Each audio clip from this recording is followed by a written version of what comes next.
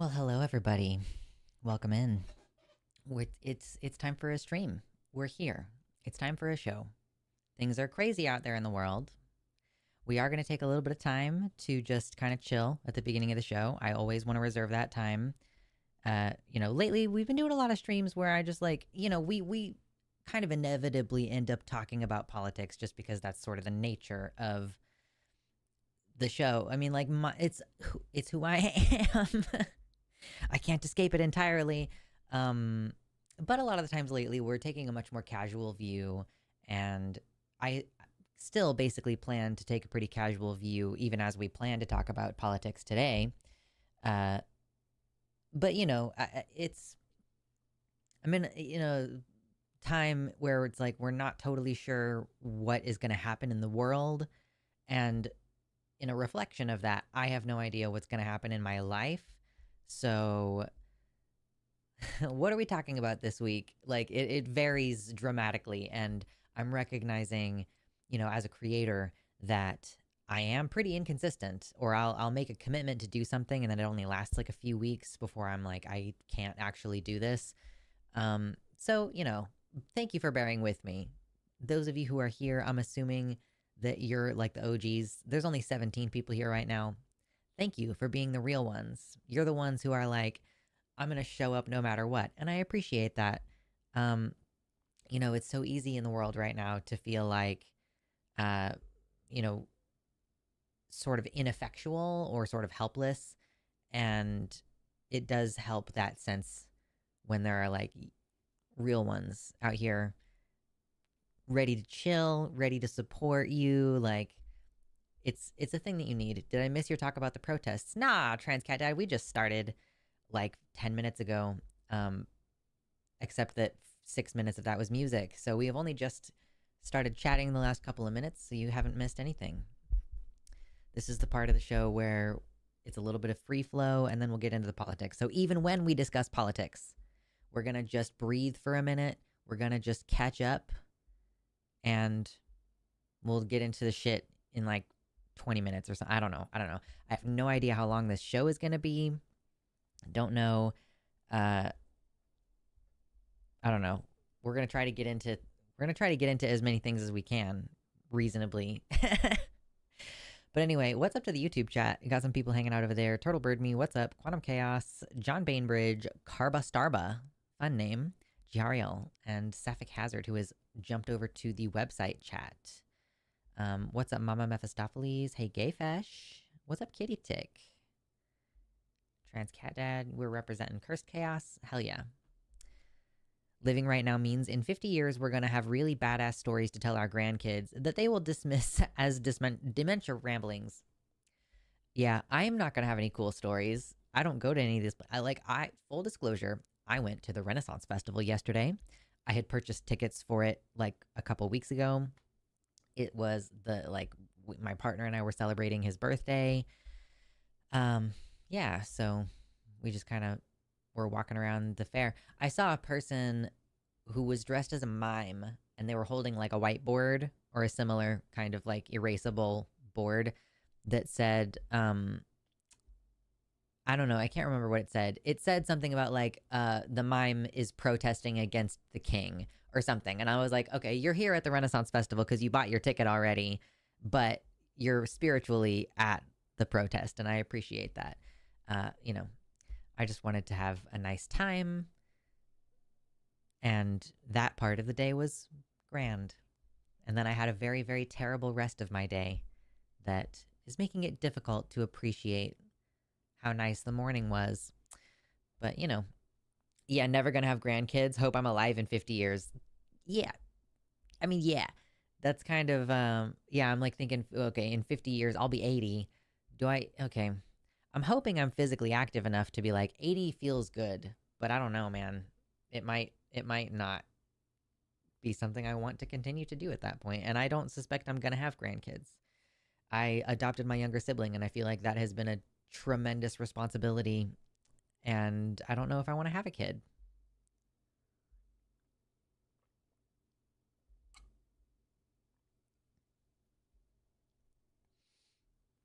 So I guess let me just I guess I'll I'll talk about the Renaissance Festival for a minute. Um, Definitely a different experience having to wait in line and buy tickets. We were in line for 30 minutes. Like, I had pre-purchased the tickets. That's how it works at Oregon Renaissance Festival. I purchased the tickets beforehand.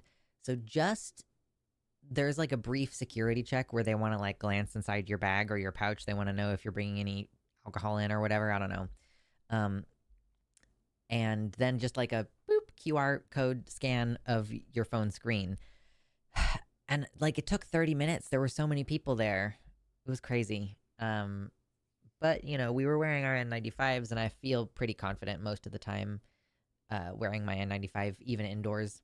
This was an outdoor event, so also, I don't know. I haven't really looked into this in detail, but I read recently that shallow breathing is like a trauma symptom.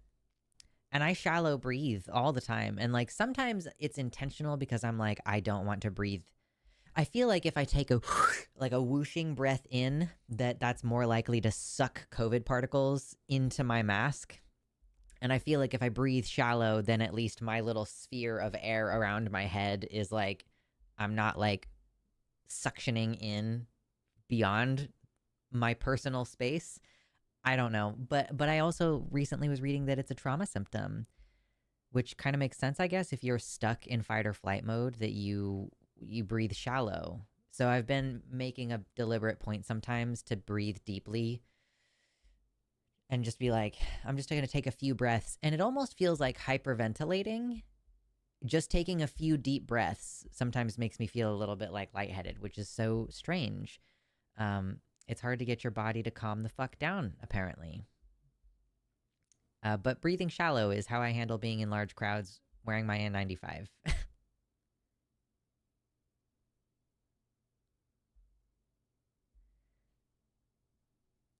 My parents every once in a while express regret that I'm not giving them grandkids, and I haven't said it out loud, but like even if I did have children, I wouldn't be giving them grandchildren. I remember how they raised me. They would never be allowed near those kids. Yeah. Yeah, similar thing. Like when we adopted my younger sibling, like we never visited my partner's dad because he was like, I'm not going to introduce them to you. Like, are you fucking kidding me? You suck. So, yeah, I also have that kind of experience where it's like, I don't like know which family members would even be allowed around my kids if my partner and I had kids.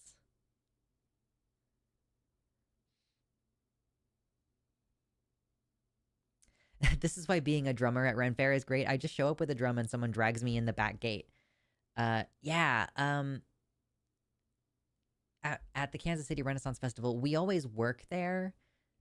And even if we aren't working there, like we know the guy at the back gate. So you just have to show up like 2 hours before the fair actually starts. And then we can walk up and be like, what's up, Ethan? And just go in. Because here's the other thing, too, is the Kansas City Renaissance Festival is very poorly organized behind the scenes. So, like, for the vendors at least, they, like, they sometimes take several weeks to create the little plastic cards that have your face on it. That's like, here's your card to say, like, I'm an employee here. Here's the shop that I work for. Please let me onto the premises without charging me for a ticket. And they just like it's like they sometimes don't give them to you until like the fourth weekend or something. And there are only 7 weekends at the Kansas City Renaissance Festival. So it just is, yeah. And like I think last year they were like, now it's going to be on your phone. And I never set it up. I was like, I don't care about this. I'm not going to do it. And I didn't. And I still got in every single day. Like, what's up, Ethan? Please let me in. Okay. Yeah. Which is kind of what I'm suspecting will happen. Like, so we're going to go visit the Ren Fair and we are going to show up hella early. And I think that it might be just that easy of being like, what's up, Ethan? Even if we told him we're only there for the first weekend, he probably would still let us in. Like, I grew up there, man. It's been like 27 years that I've been going to this Ren Fair, like coming in the back gate. I'm not gonna stop now. So it was a little weird going to a fair where it's like we had to stand in line, pay tickets.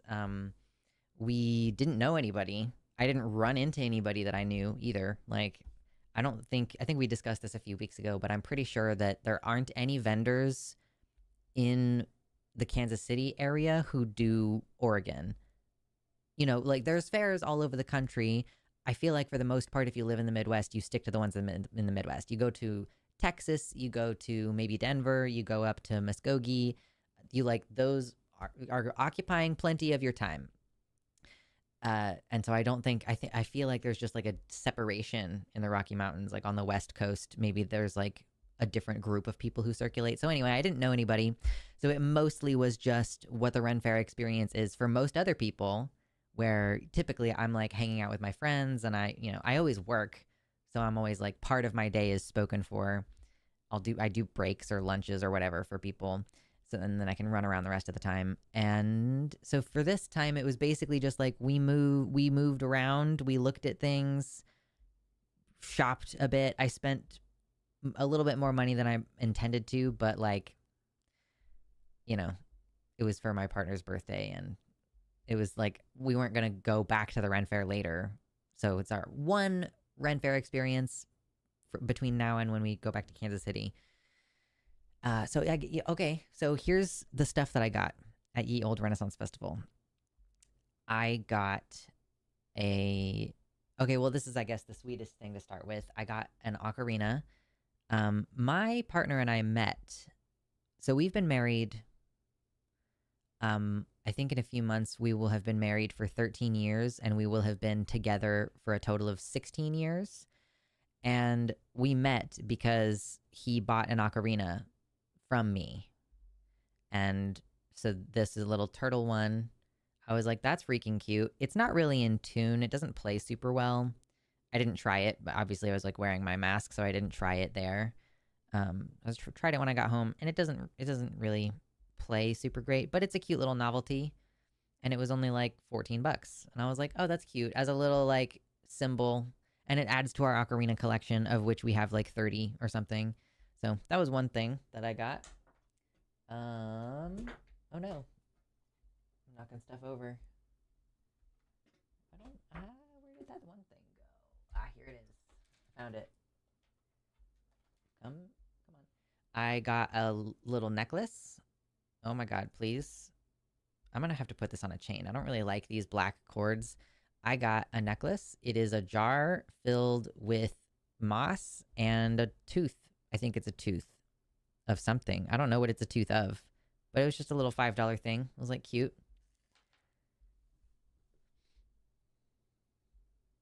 You bring home an ocarina and it's all cute and adorable, but nobody thinks it's cute and adorable when I bring home an accordion.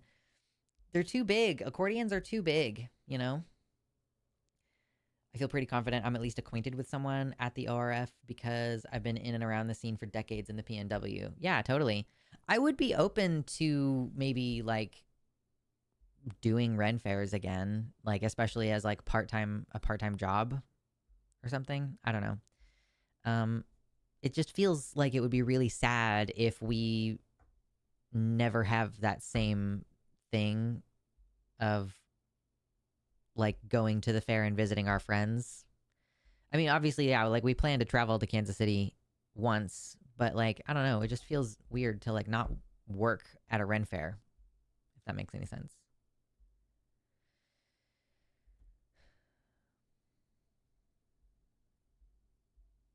Ocean themed ocarina, call that a docarina. True. Hi, Mr. Baby. Do you want to make an appearance on the show? Do you want to be in my lap? You know that being in my lap is going to require me to pick you up and show you to the camera, though. Yeah? He's been very emotionally needy lately. The dragon behind you is pretty cool. Where did you get it? Which one? This one is made of like flat sheets of, I think, steel. And it's kind of like a Lego where it comes with a packet of instructions that tell you like, cut out these parts, fold them this way, and then stick them together and like attach them to each other. So that's like a 3D it's like a Lego, basically. This one is made of clear plastic, and it is more like a puzzle. My mom had a puzzle of Darth Vader's head, but it was instead of like a jigsaw puzzle, it was a bunch of flat pieces that she had to stack together in a certain configuration to get the shape to become Darth Vader. So this one's kind of like that, where it's like a bunch of flat pieces going, and I had to put them all together. And then, whatever. There's a tiny glass dragon right here. There's a tiny origami dragon right here that my friend Bells made me. Yeah, and that's where all the dragons came from. Oh, and then over here, this is a rabbit's fur that has a Rorschach on it that kind of looks like a dragon. And over here we have a calendar with a painting of a woman and a dragon. Normally, this is in frame better, but I am sitting down instead of standing today. So, yeah, that's where the dragons came from. I also got a tea that is blue. I'll try to show it to you. I've already drank some of it, but I'm going to try to I'll tilt. Look at that. It's blue. Oh, it looks so much more blue on camera than it is in person. That's crazy. But this is a herbal tea that has a bunch of flowers in it. And it's fucking so dark blue. And then I put cream in it. And it's awesome. 23 people in here, 36 people in here, 23 likes. Hit the like button. We will talk about the insane shit in a minute, okay? But I just need to chill for a second. We're just kind of warming up right now. So if you want to hang out for a little bit longer, click the like button and then hang out. Or if you want to come back in 30 minutes when we start talking about the crazy politics shit, you're welcome to come back in 30 minutes, but hit the like button before you leave or I'll cry.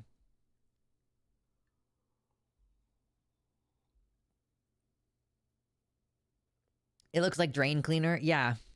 Yeah, it looks like an extraterrestrial drink. My thought was yeah, this is very Star Wars. It's like the blue milk, but it's just a lovely, delicate herbal tea. It's just really pleasant. Super nice.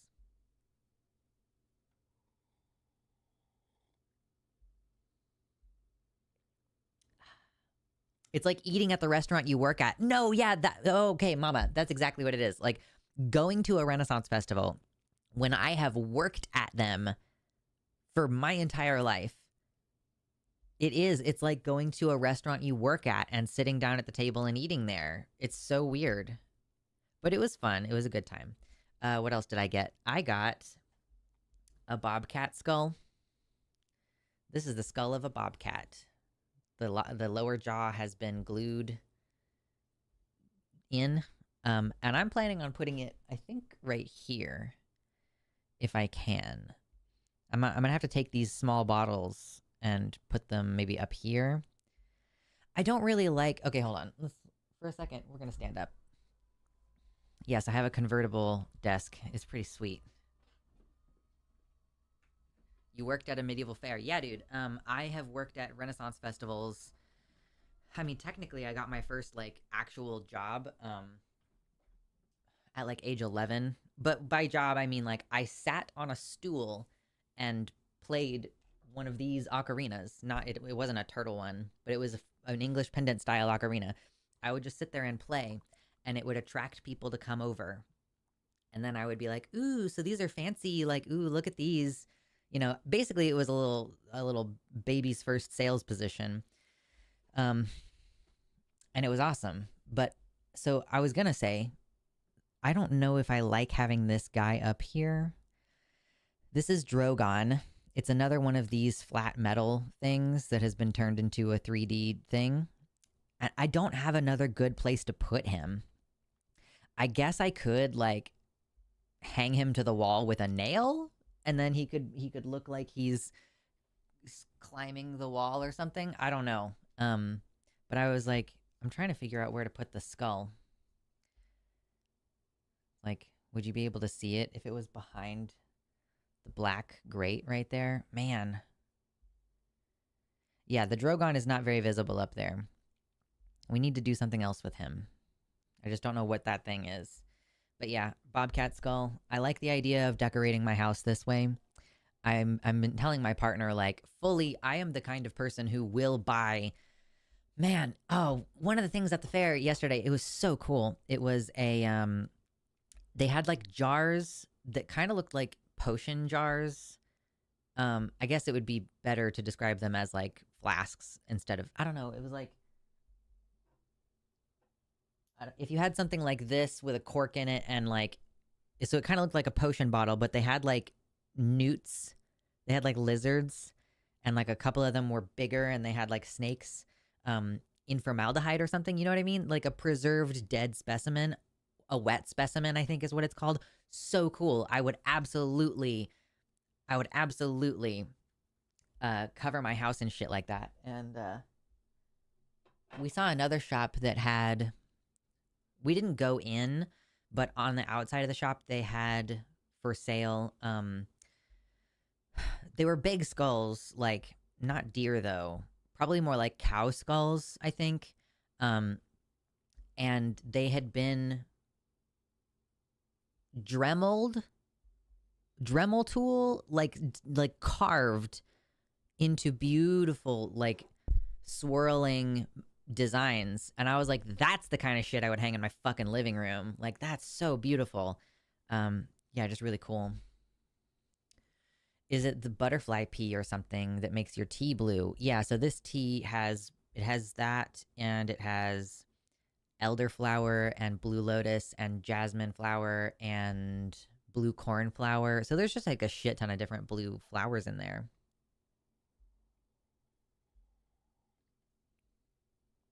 Hanging the skull might give a really cool look. Well, I don't know how well you're going to be able to like tell that it's a skull from this direction, because cats have big foreheads. I don't know if you've ever realized that. Cat have big foreheads. So I'm just like, I don't really know what it's going to be like flat against the wall.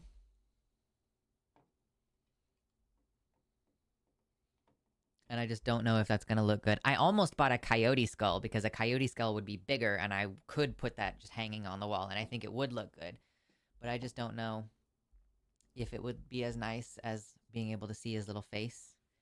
See his little face? Looks like a predator skull. Yep, it is a predator skull. He is a bobcat with lots of fun little stuff. The guy who we bought this from, and I didn't notice this, but my partner did. The guy that we bought this from, he was wearing hearing aids or something that looked like hearing aids to me. And it was actively transcribing what he could hear, like what was hitting them, into something on his phone. So he was looking at his phone through the transaction, which I didn't really think anything of it, but my partner was like, he was looking at his phone because he was reading what people were saying to him, and then he would respond. And I'm like, that's really cool. Technology has come a long way. It's very neat. So thanks to that guy for selling me a cool bobcat skull. Looking forward to continuing to add to my collection of stuff. Can I also just say, I feel like the prices we paid for everything, like, so yes, I did spend more money than I probably needed to, but also I spent way less money than I would have if I had bought all the same stuff at KCRF, which feels insane. Like, we're on the West Coast. It feels like everything should be more expensive, and certainly some things are more expensive. But it just is a lot less crazy than I expected it to be as far as the difference in prices. But things being cheaper at Oregon Ren Fair, I'm realizing like, oh, it's probably because excuse me, like, again, the Kansas City Renaissance Festival is very poorly managed, and people have to pay very high prices for, you have to rent the spot that you're on, and if you don't own the building that you're using as your shop, then you have to pay rent for the building. The buildings themselves cost upwards of $20,000. Yes, for a fucking unfinished building that you cannot sleep in, that you only use for 8 weeks out of the year. Yes, you have to pay like $20,000 to own one of those things. And then to rent the space, I don't even know what it costs to rent the space. So even if you bring in your own, like, if you bring in a cart, or some people have like a trailer hitch thing that's like, here's the whole shop front, you still have to pay like several $1,000s just to rent some piece of ground to put it on. And consequently, and I think probably like, yeah, the rent for the buildings is crazy. And you probably have to pay more if there is a building on the spot. So the prices are way higher on everything. It was crazy. Yeah, so I feel like everything that I got was like pretty reasonable. It was cool. I also got a tarot deck. So you guys know that I've had this other tarot deck, the spinner tarot deck, for a while. And this is it's called a classic tarot deck. This one's kind of interesting. It tells you the meanings on the card, which is really convenient. So it's like if I pulled the card in the upright position, it says like, here's upright what this card means. Well, actually, there's like this thing on the side too, which is like kind of more of a broad, like, here's the things that this card is kind of talking about. And then the upright and the reverse kind of explains. And it did come with a little book, but the book, as far as I can tell, says the same thing as what's on the card. And there's stuff on here that I don't really understand. Like, why does it say no in the corner? It's I've seen no, yes, and maybe. Is that because people will sometimes draw like a single card and they want just like a yes or no answer? It also says something about like Pisces in the corner, and I don't really understand what it's trying to say. And it also has like these triangle symbols and these astrological symbols on them. It's just pretty weird. But I like it because it has the meanings of the cards on the cards. That's why I bought that. What else did I get? I think that's it. I got the skull, I got the tea, I got the necklace. Yeah, I think that's everything I got. So, it was a fun day.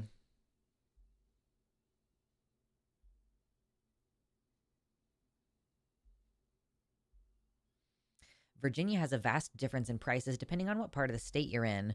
When you get near Northern Virginia or Charlottesville, prices go up. If you go to other places to the west, prices go down drastically for the same items, particularly true at festivals and fairs, etc. Yeah, I'm guessing as well that like things from like if you are anywhere close to a big city or at an event that is like high demand, high traffic, they're going to charge more because they can. I was just talking about this with my partner, and I'm curious to see what you think, chat. So my partner is about to start trying to buy a vehicle. He's been using my car to get to work, and he needs to get his own vehicle. So I was thinking like, okay, you wouldn't necessarily want to like go to one of the big cities to get a car. There might be like more options if you were shopping like in the city. Versus and like there's probably a pretty high demand, like pretty high supply and demand or whatever. So, or like pretty high supply, same demand probably. But like I was like, I initially thought like, oh, it would be cheaper to buy in town versus like there's a million small towns in the valley. Like there's just like so many different small towns, and it's like, would it be worth it to go to any given one of these small towns and try to get something from a car dealership there? Like, but I was like, yeah, but if there's less people buying cars, then wouldn't they charge more? But then I'm like, actually, I think that basically being in the city means that you can charge more. I think that because the dealerships that are a little bit more rural are probably like, we don't sell as many cars, therefore we're trying to sell cars. Maybe they reduce the prices. I don't know. I have no idea. I haven't bought a car in forever, and I didn't know anything at the time, and I just bought a car in the town that I lived. Didn't really shop around for very long. I didn't really feel like I had much time to shop around, I guess, is a fair characterization.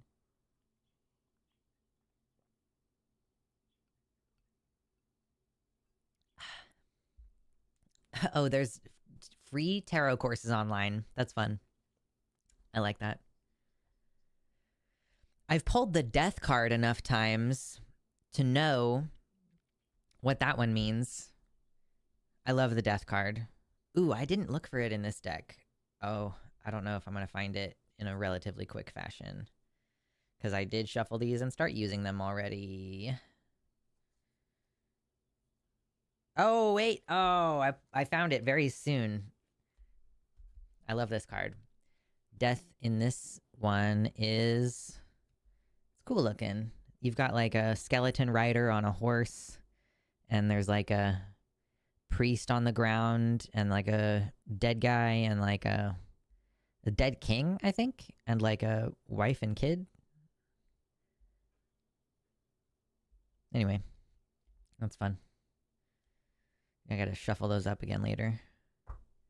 Buying cars is the worst. I mean, it's certainly a fucking process. But hey, I don't have to do it. I do probably need to like trade in my car and try to get a nicer car, but whatever. I got a car kind of with the intention to run it into the ground. So, you know, I'm a big fan of Japanese brands that last forever. It's the card of death. No, so actually, interestingly, the death card doesn't mean death. It is a good symbol of change. Like, if it shows it to you upright, this deck says it refers to endings, beginnings, change, transformation, transition, metamorphosis, end of cycle. Or in the reverse position, it indicates resistance to change, fearing change, holding on to things, stagnation, decay, personal transformation. I love this card. I feel like, okay, let me now make the disclaimer that I don't really believe in any magical component of tarot. I just find it interesting as an introspective tool. Yeah. So anyway, it's good. It's good to have something to help you kind of focus yourself. You're good, Sapphic Hazard. Death and the devil misconceptions have always been a thing for me, and I haven't done tarot in decades. I blame horror movies. Yeah. Speaking of horror movies, I saw the TV Glow. I watched it on Friday. I'm going to watch it again tonight and possibly again tomorrow. And what the fuck is my main takeaway? My two main takeaways from that movie are, one, the music is banging, and two, what the fuck?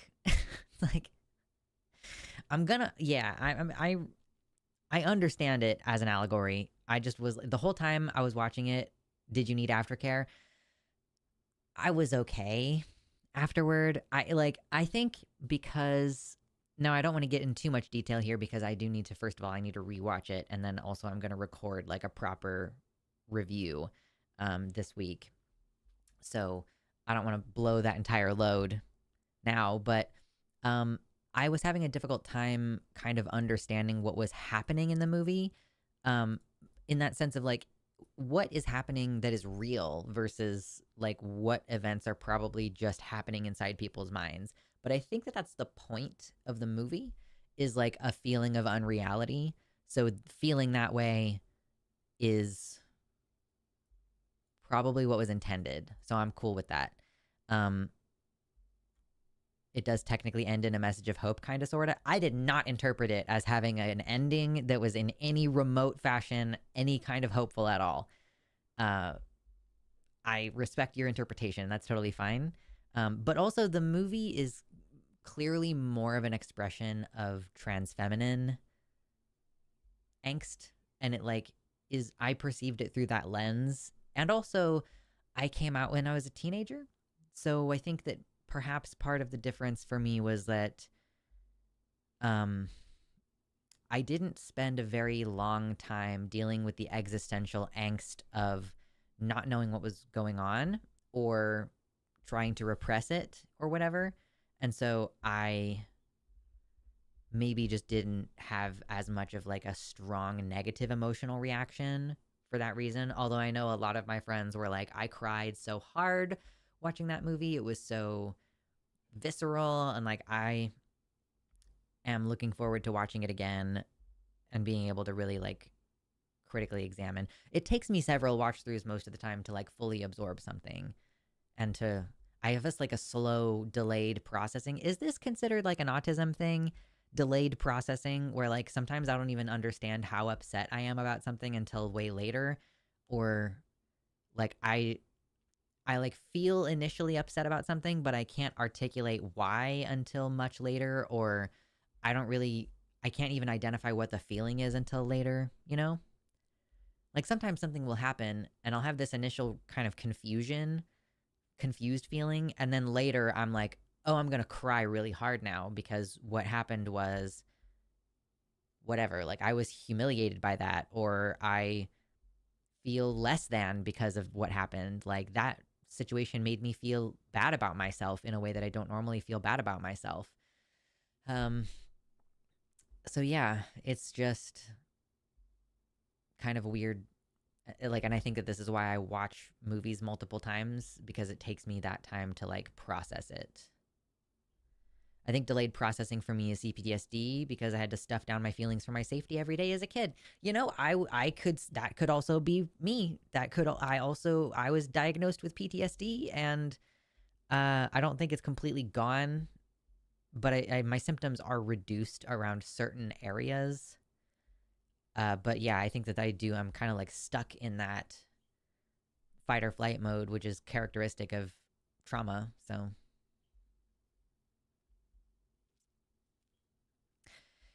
yeah, Jihariel says, I also came out as a teenager, and I wondered if that was part of why the movie just didn't click with me in the way it did for some people. Yeah, totally. Quantum Chaos points out that 6 of you who are here have not hit the like button. How dare. I'm so offended. We will talk about the politics. I want to be clear, everybody. We usually try to spend a little bit of time just kind of talking about whatever for the first like hour of the stream. And so here in about 10 or 15 minutes is when I plan to really start talking about the politics. So you're welcome to come back in about 10 minutes, but hit the like button before you go.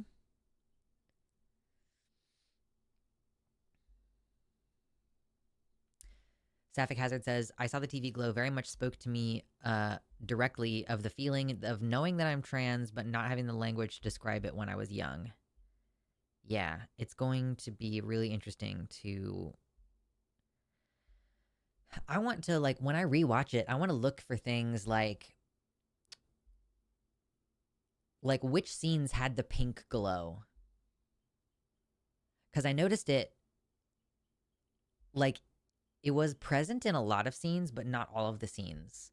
There's like a pink kind of backlighting, and I want to like examine like which scenes are colored like that, because I suspect that those scenes correlate with like a memory that isn't remembered right, if that makes sense. Like a memory that is particularly tinged with that unreality. I don't know. So there's, and like, I'm gonna do my review without looking at any other reviews also. Like, I'm gonna watch I Saw the TV Glow a couple more times. I'm gonna look for the themes and look for the symbolism in it, but I don't plan on like consuming any other content about it, because I really want to just like give my opinion and do my own analysis and look for comparisons and stuff like that, just kind of on my own. Dorian says, the trouble identifying emotions and delayed emotional processing is called alexithymia.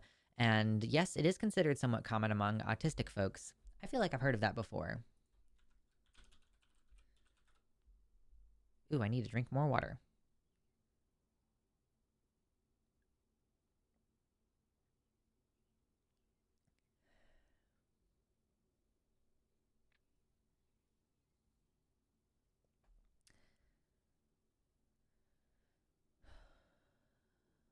Kitty says, the other day, a character died in a book series that I've been reading after like 14 books.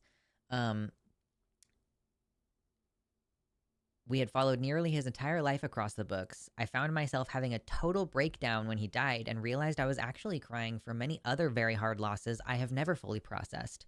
Sometimes it piles up for years, and I am super not ready for when it hits. Yeah, that's kind of the day that I had yesterday, where words were exchanged, and it called up in my memory many such similar situations that have engendered a feeling in me like I need to work harder to be valued, like that I don't have intrinsic value, or that I'm not going to get the things I want or need unless I try super hard. But then trying super hard also doesn't really get me those things. So there's just like a kind of feeling like I am never going to get the things that I need, that just fully reared its head and pretty much ruined the entire rest of my day. It was awesome. Like feelings of being not enough and starting to recognize that that bleeds out into so many different areas of our lives. Like if you're trying to lose weight, then there is probably, unless you're sure, unless you're super fucking healthy about it, unless you're very careful about how you approach it as far as your mental like view, as just one example, not it's like you don't feel good enough. You're like, I will be good enough once I'm skinny, you know? Or like I'm not good enough because I can't physically do things because I'm disabled. But if I keep pushing myself to my limits, maybe I will discover like a secret way to like build stamina so that I can become normal again, and then I'll be good enough. Or like, ooh, I don't make very much money at my job. What if I pursue a different career? And if I'm making more money, then I will be good enough. And so it's just kind of like literally every single part of my life. And I was reading recently that basically your body interprets that as like it's triggering your like, I have to do something to survive feelings, in the way that like social rejection for human beings feels like the same as being chased by a tiger, right? Because if you get socially rejected in an evolutionary standpoint, like if your survival is dependent on being part of a cooperative group, if you become separated from that group, whether through, you know, some kind of social ostracization or shame or even just by happenstance, if you get separated from the group, the terror that you feel is because you could die alone. Like, because that's how human beings have survived. And so we don't understand the difference between like being broken up with and being alone in the dark and you can hear a tiger stalking you. You know, like our brains process it the same way. Yeah, man.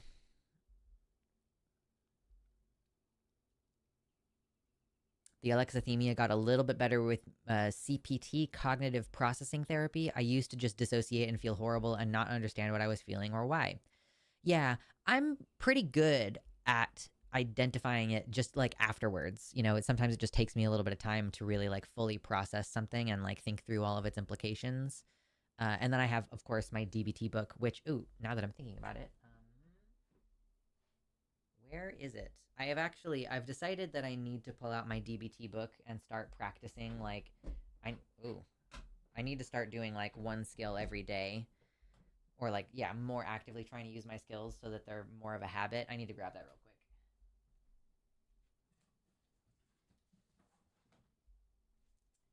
Yeah. I'm just going to keep this on my desk so that it's always around and I can reference it constantly because I need to get back in the practice of that.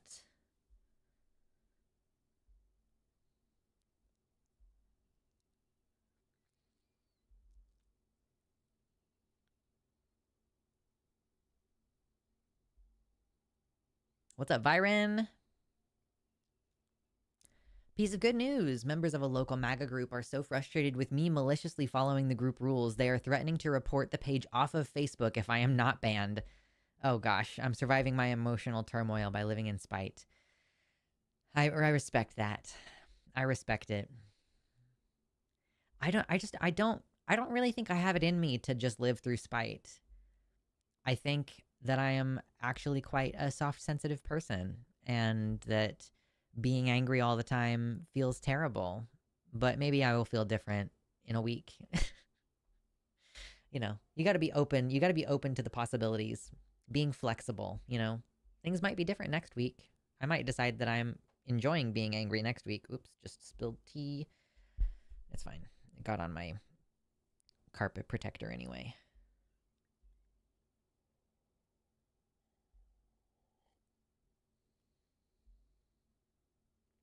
DBT, my beloved. Yes, Dorian. I'm a big fan of dialectical behavioral therapy. It is the shit. Okay, well, shall we start transitioning into talking about the insane news? I don't like being angry, but I'm open to it if it's useful. I'm just like,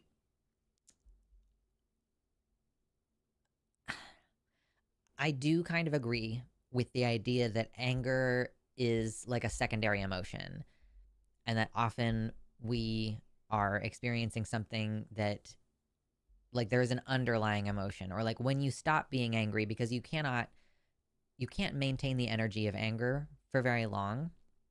Just like, I'm just saying, in one given day, you can't hold on to it for very long. It will wax away, or like it waxes and wanes. It will wane away, uh, and you'll be left with some other feeling, right? And a lot of the time for me, that feeling is like a profound sadness, because I think usually my anger is a way of protecting me from harm.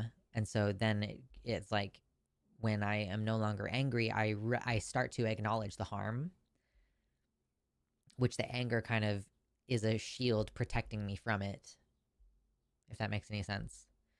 So yeah, no, I had a fucked up day yesterday. Mm. My wonderful blue tea. OMG, yes, I love transitioning. True. Uh yeah, shit guys, where do we even start? I haven't really been talking about the news much lately, so I guess the stuff happening in LA is kind of like where this starts.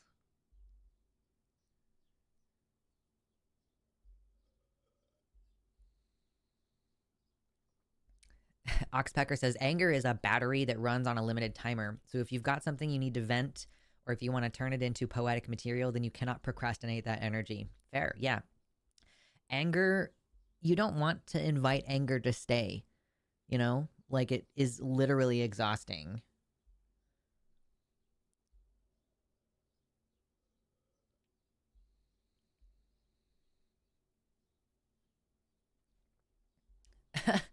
Oh my god, Mersh. Mersh says, I have coffee once a week with a MAGA. We have a strange relationship in that we both enjoy coffee, cigars, and chess. I beat him repeatedly playing chess. He can't stand that and wants to beat me, but he hasn't. I've been winning for 5 weeks straight. I enjoy telling him happy pride after saying checkmate this month. That's very funny. Hilarious.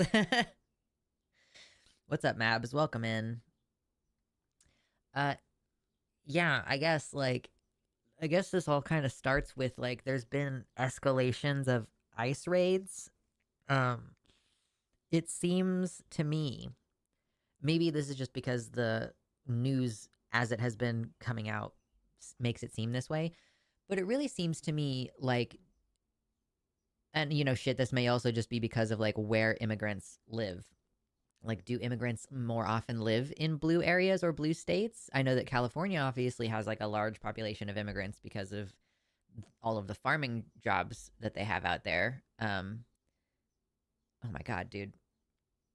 But it does kind of feel to me like the ice raids have been increasingly targeting uh blue states and blue cities.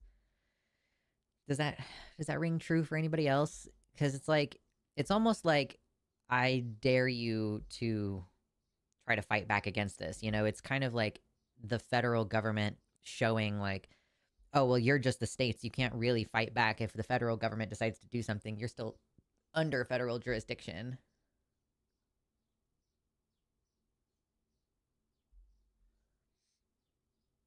I have like an itch in my ear. I'm trying to get to it.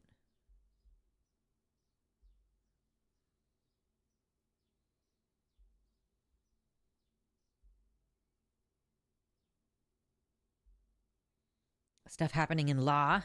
When are we going to focus on the stuff happening in tea and dough? I don't give a shit about tea or dough.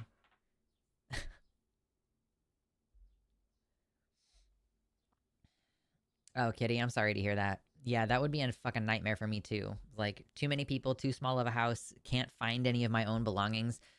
Yeah, I've had that experience. Like, my partner wants to live like we have a garage, but we don't have a garage. So the kind of shit that men put in garages is just all over my fucking house all the time. And it has been a serious problem where I'm like, I need to be able to see my phone if I put it down.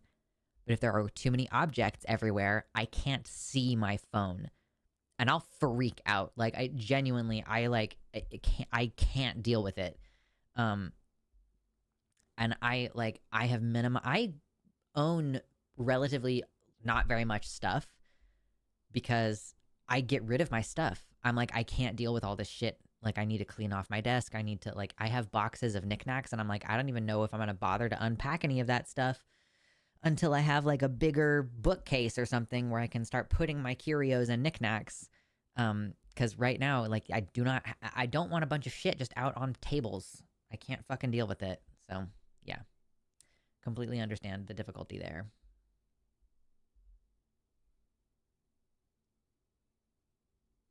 Trump and his regime are definitely trying to provoke a response.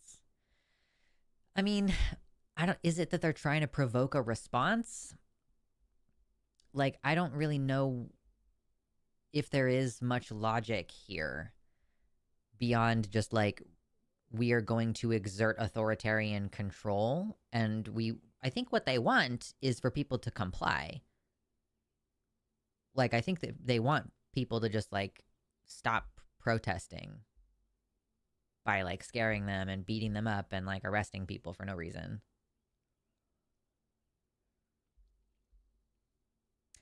Me and my girlfriend both have ADHD, and she's real bad about leaving random shit around. I accidentally threw away a Magic the Gathering card that she left in a pile of junk mail. Yeah, I feel like you couldn't possibly be blamed for that, except maybe like I shred a lot of my mail. But like, I don't know, some of those junk mails are just like, dear postal customer, and they don't have your name or anything on them. So like, just throwing them out does make perfect sense. They've definitely been seeking a clear excuse to suspend habeas corpus, but I feel like they were seeking that regardless of the events in LA. Yeah, no, totally. It's, I mean, yeah, they're basically just trying to like more and more authoritarian takeover. And shit, like, I didn't even think about including this, but like, what happened with Senator Padilla? That he was trying to ask Kristi Noem a question. He identified himself, tried to ask a question, and was like violently removed from the press conference. And like the things that Kristi Noem has been saying also could easily be construed as like they intend to like oust any opposition. They intend to persecute and oust any political opposition. They're indicting judges, which like is a crazy overstep. Like, they're trying to reduce the power of the courts, except for the Supreme Court, which will do whatever Trump wants them to do. Yeah, it's pretty insane.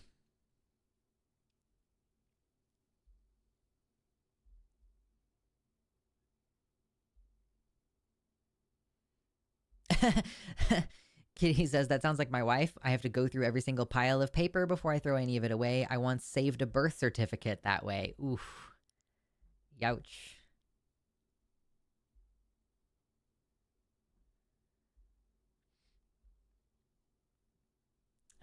More blue tea.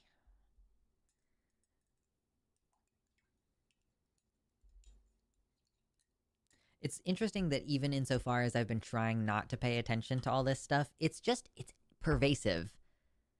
Oh, and then also, like, Israel and Iran are fucking actively shooting missiles at each other. To be fair, I feel like Israel has been shooting missiles at, like, all of its neighbors recently. And that finally one of the neighbors is like, hey, actually, we will fire upon your fucking defense ministry if you don't stop.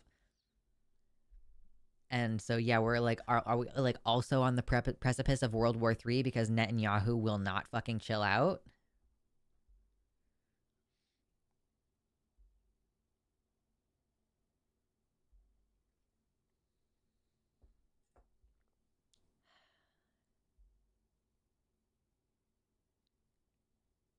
Just about another month until I hopefully get my ADHD meds. I still have some from when I moved, but I just haven't been taking them. Like, I haven't taken any ADHD meds in months, and I don't know if I want to. I don't know. I might try it again. like once or twice and just see how it goes. But I feel like for the most part, I really don't want to take them. I don't know why.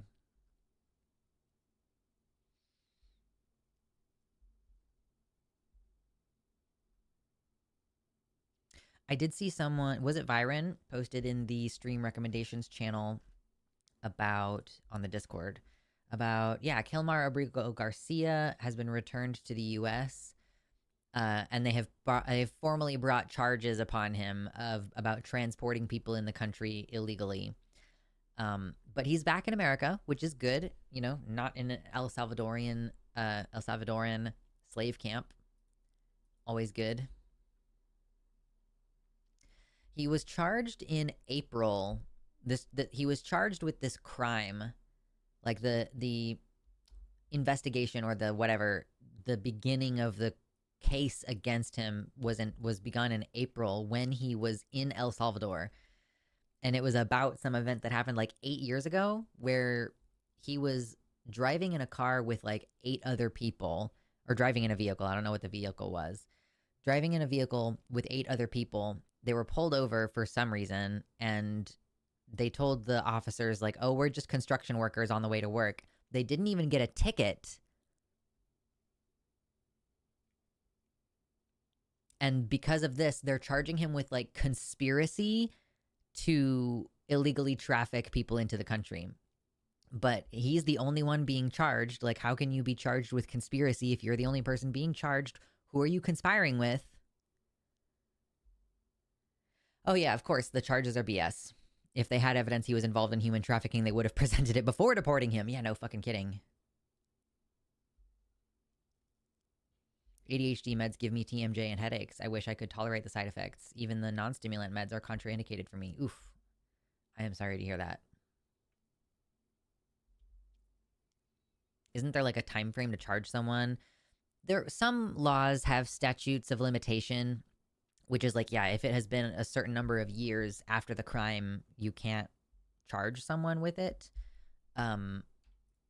I don't know in this case what the particular rules are. Maybe that's why they're charging him with conspiracy and not some other crime that would actually make sense. Because maybe conspiracy has like a longer statute of limitations. I don't know.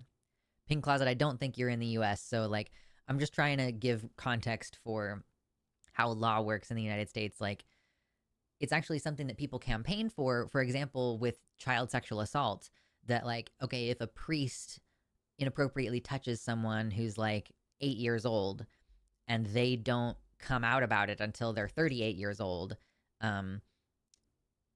there are lots of people who are like progressive people are campaigning to basically increase the statute of limitations. That it's like, why can't you just because this victim wasn't able to come forward until much later, that doesn't mean that it didn't happen or that justice shouldn't be delivered. So yeah, statutes of limitations are a thing that we discuss a lot in American law.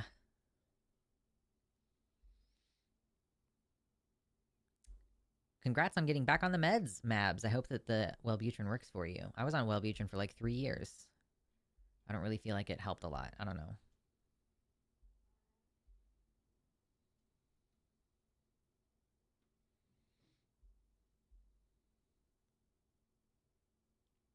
And the only thing I know about US law is what I got from How to Get Away with Murder, the TV show. The US sadly just doesn't have a functional justice system right now. Has it ever? Hey, pretty baby. I love you. Come here.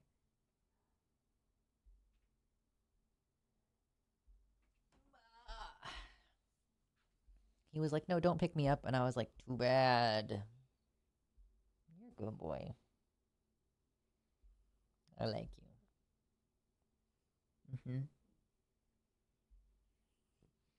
He's my buddy. Wellbutrin made me itchy as hell after 2 weeks. You might be able to get another brand, because I was, at one point, I was allergic to something that I was prescribed, and I think it was because I was allergic to the yellow dye in the pills. And so I just switched to a different kind, and it stopped making me itchy. Are you a good boy? Yeah? Are you my baby?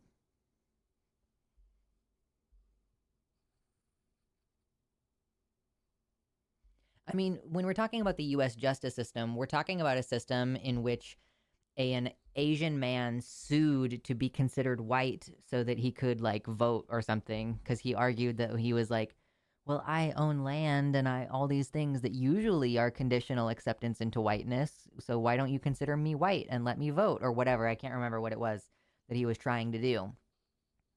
But you know, so that's this country. Can you stop? Hey, hey, hey, come here. I don't want to put you down. I know that you want to be put down, but I don't want to put you down. Yeah, I know. It's so sad. Okay, I'll put you down now. You're a good boy.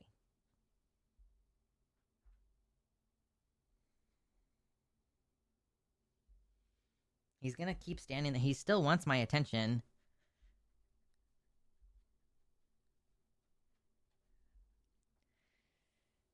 Is the protest going to do anything, you think? Oh, that's a great question. Do I think the protests are well, okay. Do what? Like what are we hoping is going to happen from the protest? That's the question that I really have. And I think that I had the same complaints following the last big round of protests. Maybe it was the 50-50-50 ones. I don't remember. But I don't know if people go into these things with a clear idea of what they want to happen. So there isn't like a cohesive message. So this message was like, we don't like that Trump is doing authoritarian things.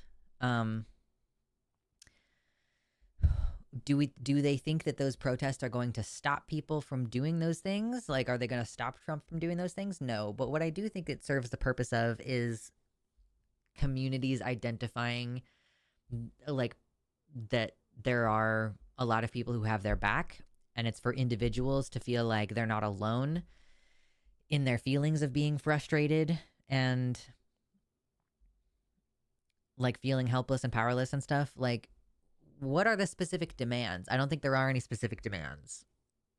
Like, and I feel like there's a difference between what we did yesterday with the No Kings protests versus what was happening in LA, which is like that in LA, they were like, it wasn't a protest in the same way that usually we have protests. It was like a spontaneous community rejection of the entire premise of like, you are stealing our neighbors. Like, so what was happening is like, if people are blocking traffic, they are physically preventing members of their community from being kidnapped and human trafficked to a slave prison camp in another country.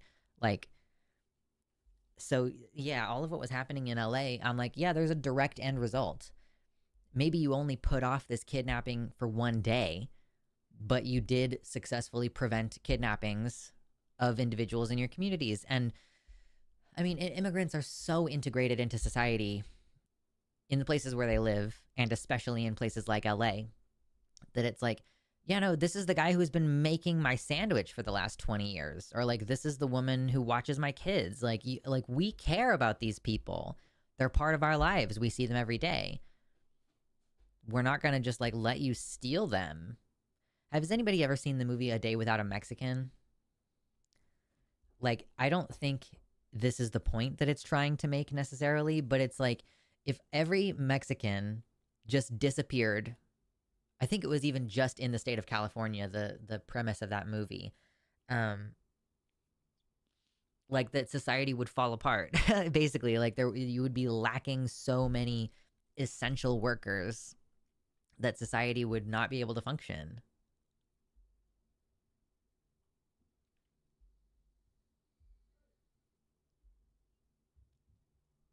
Sapphic says, I think all civil disobedience is protest, but not all protest is civil disobedience. And in general, the disobedience is the stuff that actually gets things done. Yeah, totally.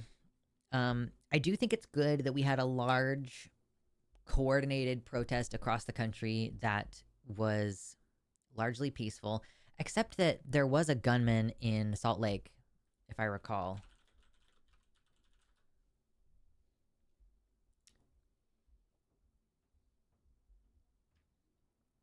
Via the Salt Lake Tribune, one person is critically injured and 3 are in custody after the shooting, as 10,000 people marched in Salt Lake City during the No Kings protest.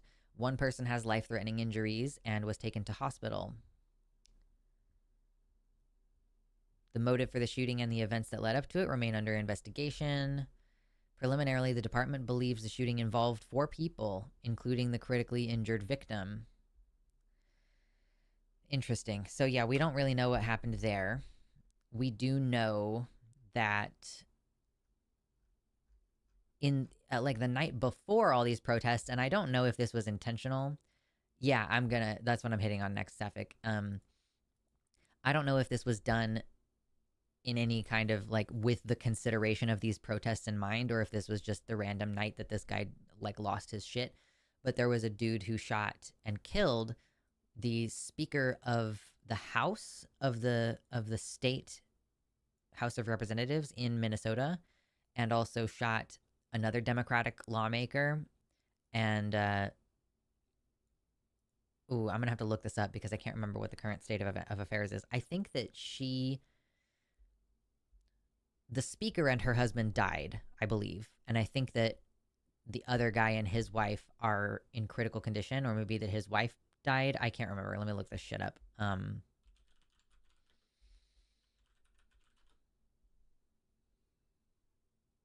There's currently a manhunt for the gunman who was a Christian Trump voter who owned a security firm, a private security firm, armed security only.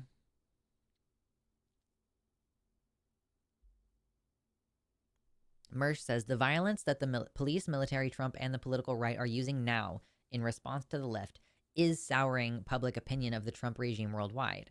That is the start to the downfall of any dictatorship. The right is revealing that its moral high ground was a fallacy. When they lose that, they lose legitimacy, even in their own ranks. Appalachia is getting more uncomfortable with Trumpism, even from former supporters. That's good to see. I'm glad to see that even, the staunchest Trump reporters are being shaken, that, this is not acceptable in any context. The shooter of the Democratic lawmakers had pamphlets for the rallies in his car. He seemed to be seeking target-rich environments, at least initially, other than his political targets. Oh, so there was an indicator that he might go shoot up one of these rallies afterward. I guess, now there's too much heat, and so he's just gone to ground, probably. Because they still haven't found him. This happened, 2 days ago.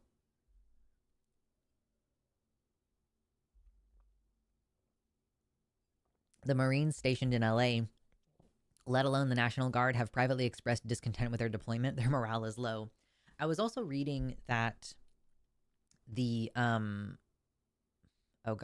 was reading that the National Guard had been dragging their feet and not even sent, the National Guard itself is dragging its feet and only sending a fraction of the National Guardsmen that Trump has requested, because they understand that this is going to be a legal battle in the courts. So it's let's not send out the full 2,000 that he requested. Let's only send 900. And then we won't have to keep bureaucratically sending our people back and forth, as this judge says he can't control the National Guard, and this other judge undoes it and says he can actually. Excuse me. Conservatives are somehow pretending that he's a left-winger. Yeah. It's crazy because left-wingers don't really do this kind of violence for the most part. Even the assassination attempt against Trump, the alleged assassination attempt against Trump, was done by a Trump voter, or a right-winger. I don't remember his name or any details about the situation, but yeah, that was wasn't he a registered, a registered Republican? So I don't really know where these people get off trying to make this seem like a leftist thing. This is why I'm just I don't pay a lot of attention to this stuff a lot of the time, because it's what the fuck are we gonna do? When Kristi Noem is Senator Padilla didn't identify himself, he was he was belligerent and he was lunging at the dais. I don't actually know if she said that, but that's the kind of thing that she would say. He lunged toward the dais and my security had no choice but to remove him. That these people are actively trying to rewrite history as we see it. I've seen the video of Senator Padilla. I know what happened. What she said happened is not what happened. And for them to just boldly be let me say something blatantly not true that anyone could access, but people who listen to her already are not going to look. They're going to just take her word for it. And when Fox News posts like a clipped version where they don't include the part where Senator Padilla identified himself, like, of course, they're going to just do whatever. So it's like, I just don't know. I've checked out is ultimately what it's coming down to. I'm like, my life is in shambles, and I don't know what I'm supposed to do about any of this shit. So like,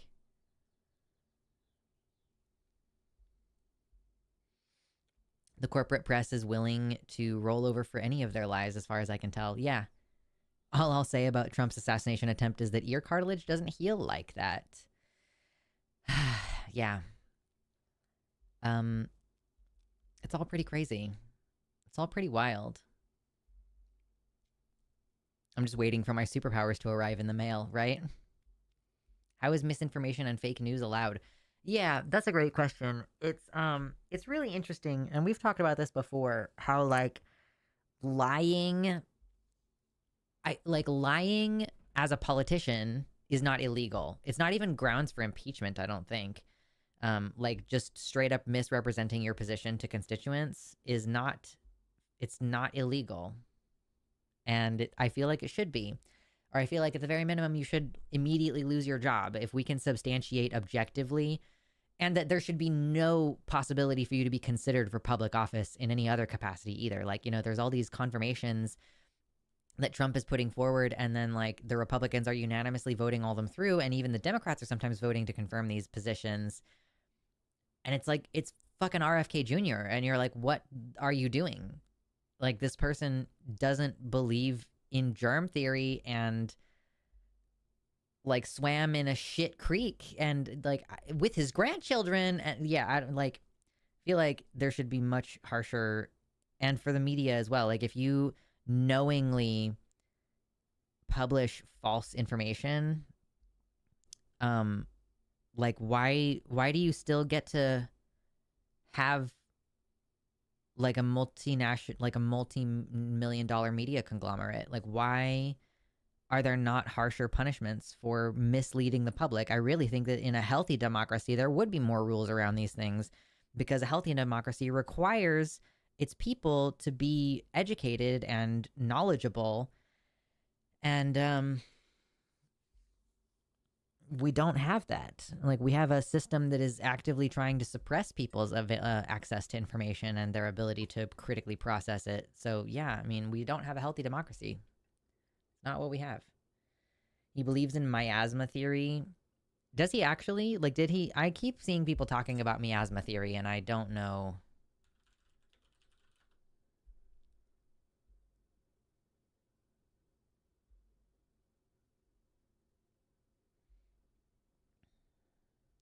Miasma theory is an abandoned medical theory which held that diseases such as cholera, chlamydia, or plague were caused by a miasma, or like a noxious form of bad air. The theory held that epidemics were caused by miasma emanating from rotting organic matter. Though miasma theory is typically associated with the spread of contagious diseases, some academics in the early 19th century suggested that the theory extended to other conditions as well. For example, that one could become obese by inhaling the odor of food. It's like, it sounds like almost kind of like an understandable theory until you get to the like, okay, you could become obese by inhaling the odor of food. Like, okay, yeah. And like handling dead bodies can make you sick, but I don't know if just being around dead bodies can make you sick. I'm not entirely sure how that works. Did RFK Jr. die? No, he's very much still in charge of public health in this country.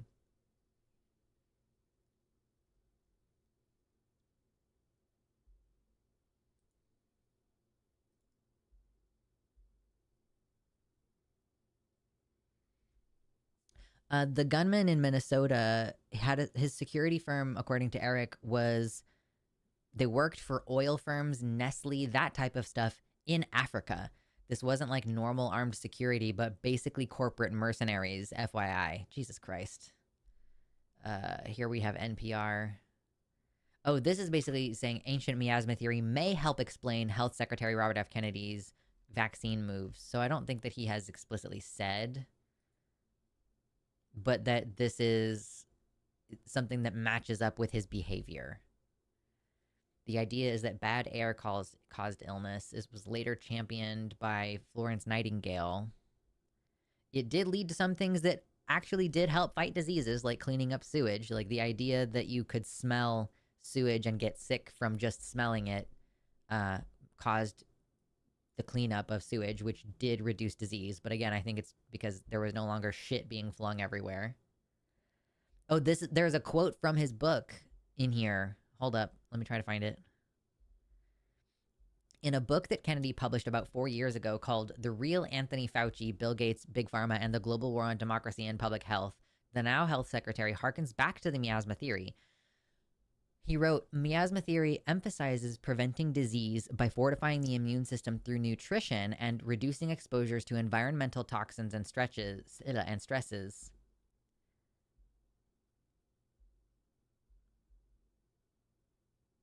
I will a historian of germ theory says, I will categorically say that miasma theory, as historians of medicine and science understand it, is not what he is saying it is, period. The miasma theory is the notion that there are environmental poisons, not necessarily rotting organic matter, says somebody else. For him, those environmental poisons are electromagnetic radiation, pesticides, vaccines. Vaccines are, for him, a modern-day miasma. Okay, I kind of see where the connection is now. That, you know, the idea of miasma theory in ancient history was basically just like this idea of, yeah, breathing in like the smell of sewage. But for him, he's basically saying the environmental poisons that are damaging our health are the internet, electromagnetic radiation, i.e., like electricity, being near electrical lines, pesticides, and vaccines. And like those things, which like you're right that pesticides are an environmental poison. Vaccines are not, though. What an insane person thing to do. Just the title of his book is Bat Guano. It's a bad book title.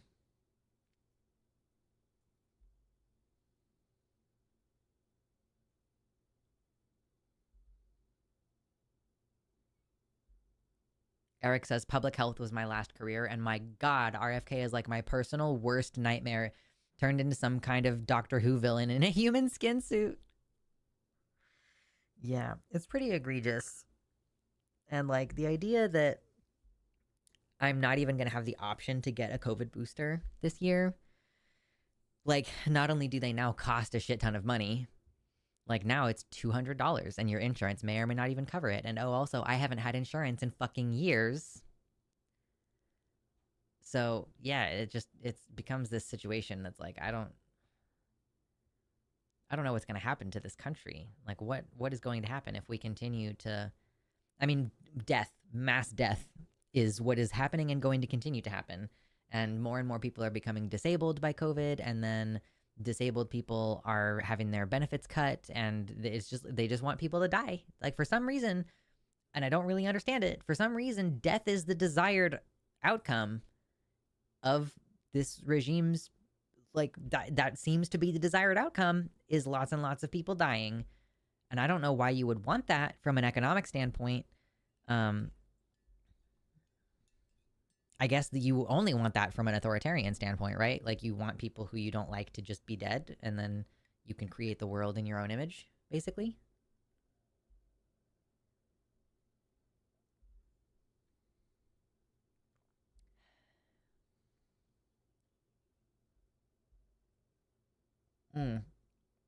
Probably not She Who Knows No Name, but I won't stop you.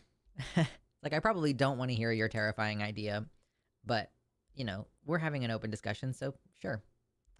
Maybe more people would wear masks if they could be as fun as plague doctor masks. That's a fair consideration. I think they want to clear out the sick people. But it's like, but a lot of people are healthy. And like repeat COVID exposure is making them sick, and then they become disposable. And it's like, why? Why is this good for the GDP?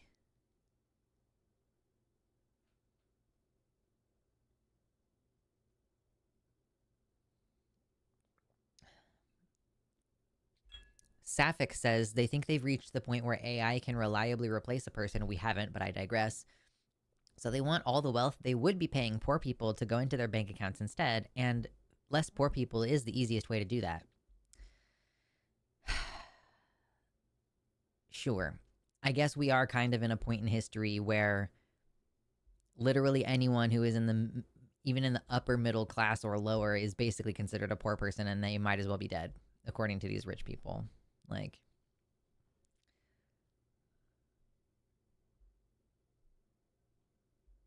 yeah, Sapphic and She Who Knows No Name are both on the same page. She Who Knows No Name says, if they are all in on automation and AI, then the human populace and labor beyond some very basic service labor becomes surplus to requirement. A world of rich people ruling over robots might be the goal. Yeah. If that, so let's take that like let's take that like a science fiction scenario. You know, like we're reading a science fiction book, and it turns out that the goal of the leaders of the countries is that they want to rule over a world that is mostly robots performing tasks and like a minimal number of human beings. What would be an appropriate response in that situation? If we were reading that novel, I think what we would want the few, the few free humans who've been driven underground to rise up and like destroy the master class, right? Like that is what would be like a reasonable. Oh, yeah. Quantum Chaos, thank you for the 20 Canadian units. Says, since we all have to keep doing this capitalism thing for the time being, here's some money to do capitalism things with. Also, come to Canada for a COVID jab. We will hook you up and maybe stay a few years. Vaccine tourism. I've considered that. Yeah. It's like, I don't have a passport though. So I would need to, so it's like technically the cost of me getting a COVID jab, if I were to go to Canada, would be like the cost of getting a passport plus travel. Whereas like I could just pay $200 and get the COVID vaccine here at a Costco or something.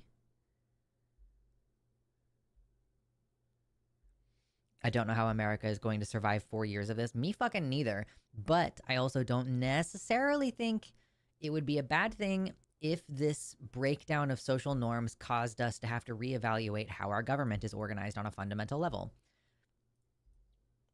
I'm not saying like down with the American empire, but it's like, do we need to just separate into like a couple smaller nation states? Like, but Canada, I know.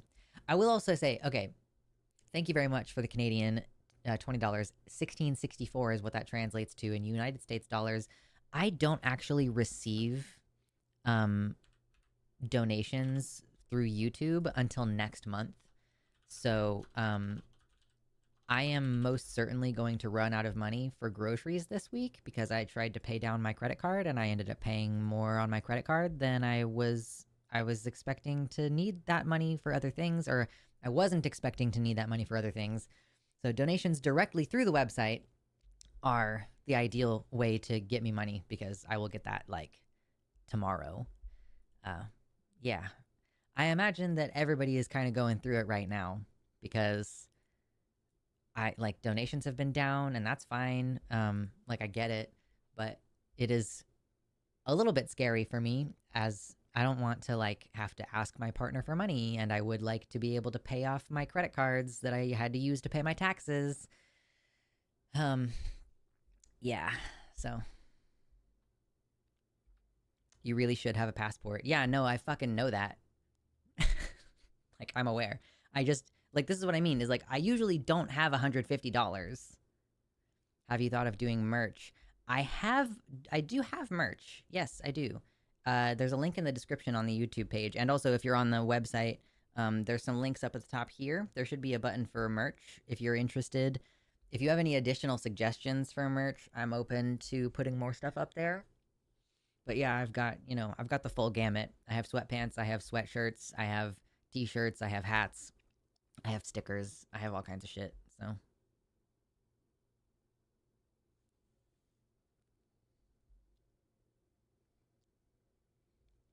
yeah, here's a big conspiracy theory. Alien body snatcher has taken over the leaders and it is their goal to eradicate humans so they can invade more easily. True.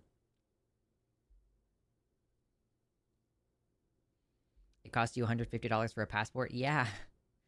That's like what it costs. And well, actually, there's additional costs beyond that because you also have to pay to have a professional photo taken. Which, like, sometimes you can get it done at the post office, but it does. I'm pretty sure it does still cost money, even if you get it done at the post office. And then you have to wait 6 to 8 weeks. Yeah, it's like I've just never had a good opportunity to get a passport because I am constantly broke.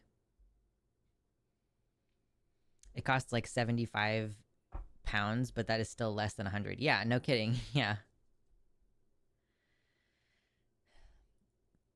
And like I'm worried, like I don't want to send in my original documents and then not fucking get them back because like I did change my gender marker on my license in Kansas, which I did actually just see a little spot of good news, which is that an appeals court in Kansas has overturned that decision 2 years later. I don't know why that had to happen 2 years later, but apparently Kansans now have, because it was based on a district court decision, effectively, yeah, like an appeals court has now said that Kansans can change their ID to match their appearance. So that's cool. But yeah, I mean, now I'm on a list. I'm still on a list for having done that in the past, and so I don't want my sensitive documents to not come back. Like I need my birth certificate, you know? Quantum Chaos, thank you for immediate capitalism things, $20. I appreciate that. Thank you for helping me not have to put groceries on a credit card this week. I appreciate that. And also, like, YouTube keeps like 30 to 40% of those donations, which always feels so egregious to me because when people are donating during a live, I'm assuming that you want the creator to get most of that money. YouTube already takes a large portion of the like ad revenue. So it just feels like a little insulting for them to take your super chat money. But yes, thank you. That brings us up to $36.46 for today's show. The goal is $100. Like if I get to $100 twice a week, that's $200 a week, that's $800 a month. If that gives you any context for like I'm not really asking for much. Oh man. Oh, I did finally formally get a rejection letter. I was going to I applied for that job for a, an environmental position, social media position, and I did get a rejection letter formally. I guess they had a ton of applicants because they originally said we're not going to be reaching out to anybody except the people we plan to interview. But once they did interview and hire someone, and then they sent out an email to all the other applicants that was like, we have filled the position. Thank you for your interest and whatever, blah, blah, blah. Which based on the wording of the email, I think they sent that because there were just a ton of applicants and they probably felt compelled to contact people just because there were so many. So, which tells me that there is like a lot more competition for that kind of position than I would have guessed. And like, I'm surprised as well that there were enough people who were qualified. I'm like, you can't have interviewed just one person. Maybe they did, but like, if they interviewed like several people and those people were more qualified to run a social media account than I am, it's like, not only are there a lot of people applying for those kind of jobs, but apparently like there are enough people who are qualified that it kicked me down the list so far that I didn't even get an interview, which is wild to me. No, don't worry, Mabs. If you guys are like limited on your own funds, please don't feel compelled to send me anything. Like I get it. I don't donate to shit. I don't donate to people's GoFundMe's. I literally can't fucking afford it. There's so many homeless people here, and I wish that I made enough money that I could just like casually give out like $100 a month to various homeless people that I come in contact with. You go walking downtown and there's homeless people all over the place. So it's like, it would not be hard to get rid of $100 if you're giving out 10s or 20s to people. And I just don't have that. And it's so shit, which is why I'm just like, let me pivot my channel. We're occasionally going to talk about politics. This stream is doing better than most of my streams because I'm openly acknowledging the politics, and that gets the clicks. And we did used to get more clicks and views because I would dig in on these politics things, and I just don't have anything to say anymore. Like, nothing that you can say on YouTube. Like,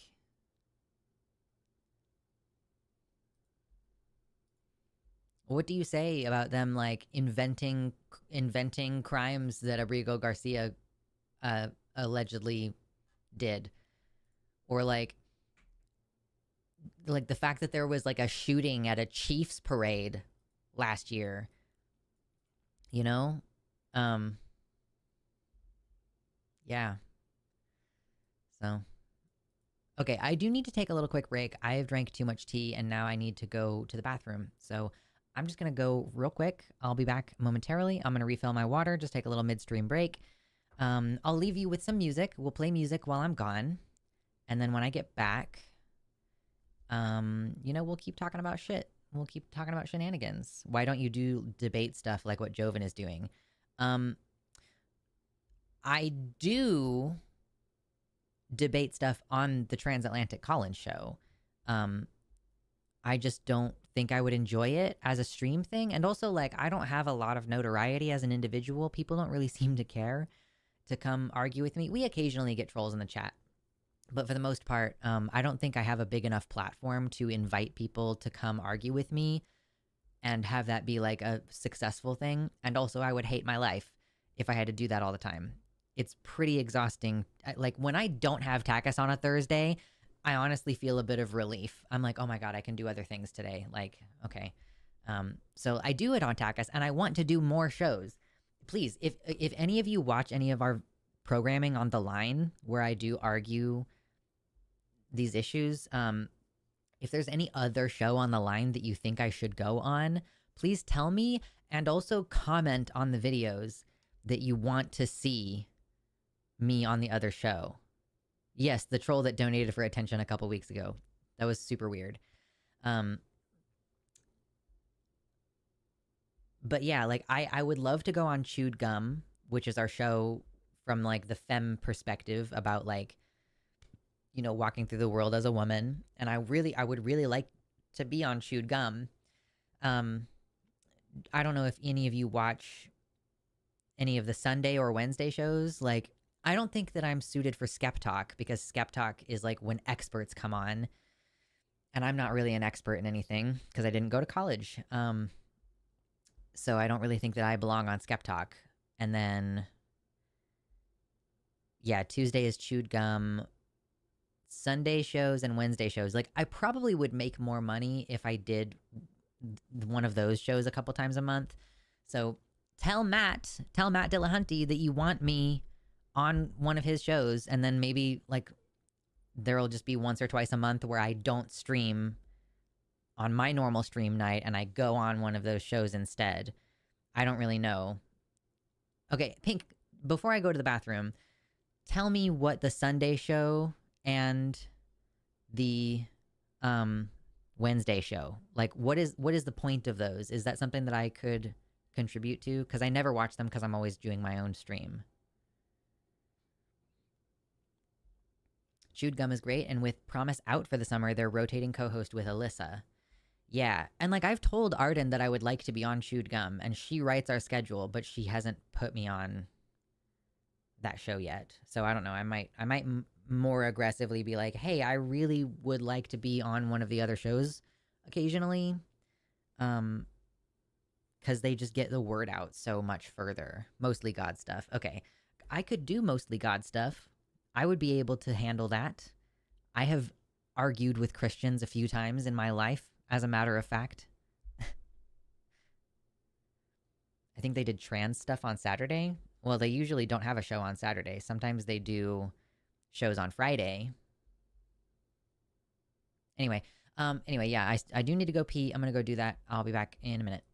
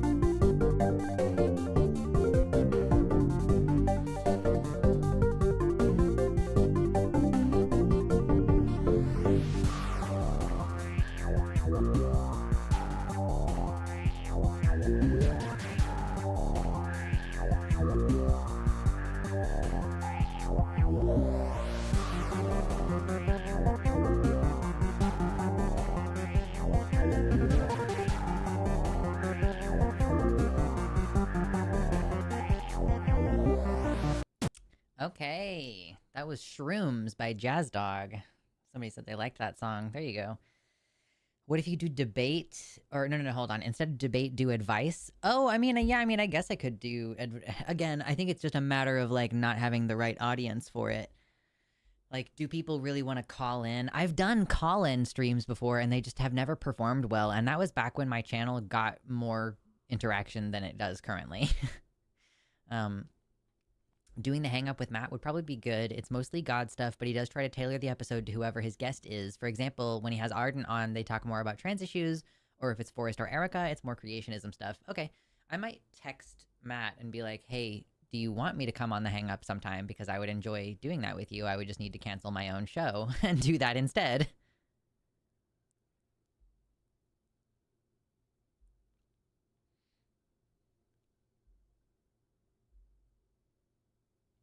Oh, did we have a Cuz I Wanna this week? Let me look. I would do a Cuz I Wanna if we have, like, Joven on or something. That would be fun.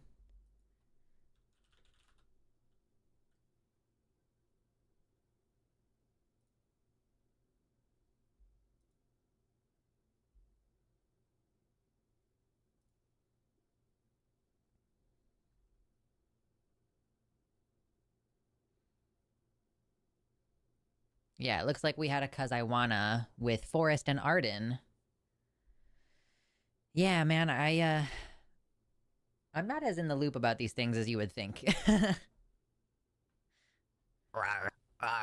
Forrest, thank you for the $20 donation. Says times are rough, money sucks. We keep on trying. I hope something gets a little better for you. Thank you. I really appreciate that. I also hope that things get a little better for me, and I am...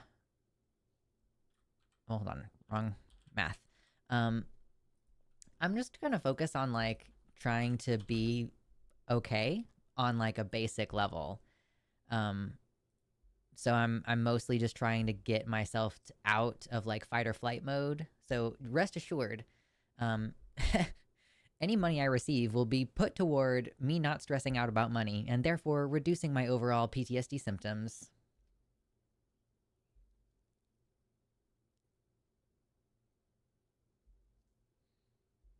I started with call-ins, but you have to hunt the Twitters to bait callers. That's how JS got things going over there anyway. Yeah, I have found that there were a couple times when if I would post on Twitter that I was about to stream. So here's the thing: is I would be arguing with TERFs, and then I would just go to my own profile page and say, "Hey, I'm streaming," and then so they would click on my profile and see that I was live and come argue with me, or come, you know, try to troll or whatever. So I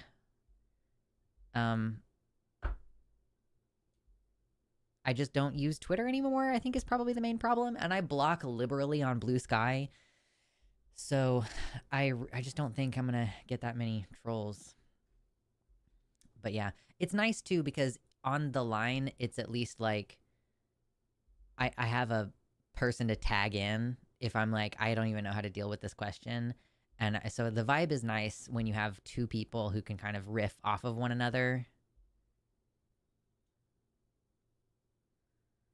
Yeah, I want to go on the hang up. I'm going to ask Matt if I can be on the hang up sometime.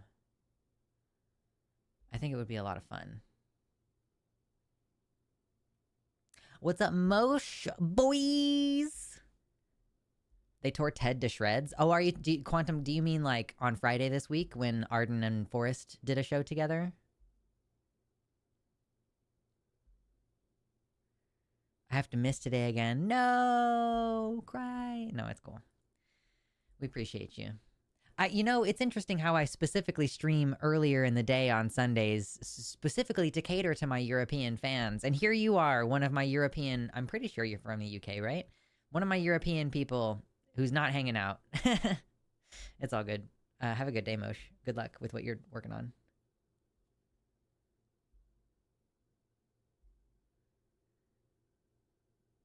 We should draft some producers to go take off jerks on Twitter to provide callers for the smaller channels. It would be funny. Yeah, Scotland. Calling you out. All right, bye. Have fun. I am going to be on Takis this week. I don't know if I mentioned that already. It's going to be me and Josie Caballero. She is such a lovely, sweet human person. And I think compared to Josie, I'm the spicy one. I feel like I should cut loose a little bit and be spicier if I'm going to be with Josie so that we can good cop, bad cop that bitch. You know? Like, really create some contrast. Because she's been recently doing this tactic where she's really, like, weaponizing her humanity. And I say that lovingly. She's like, ooh, you're doing this to me. You're reducing my dignity. You are harming me directly. And I do think that's an interesting tactic. It is like, Arden and I have been talking about this recently, behind the scenes and on the show, of like, what is the way to actually convince people? And I love bad cop Lux. Yeah, let me get one of those like leather hats, like one of those leather daddy hats, you know? Anyway, I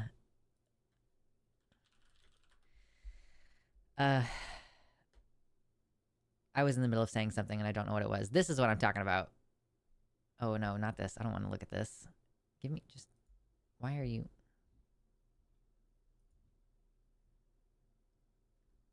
Come on, show me the leather daddy hat. Why does the sponsored stuff know what I'm talking about, but the Google image search doesn't? What is it called?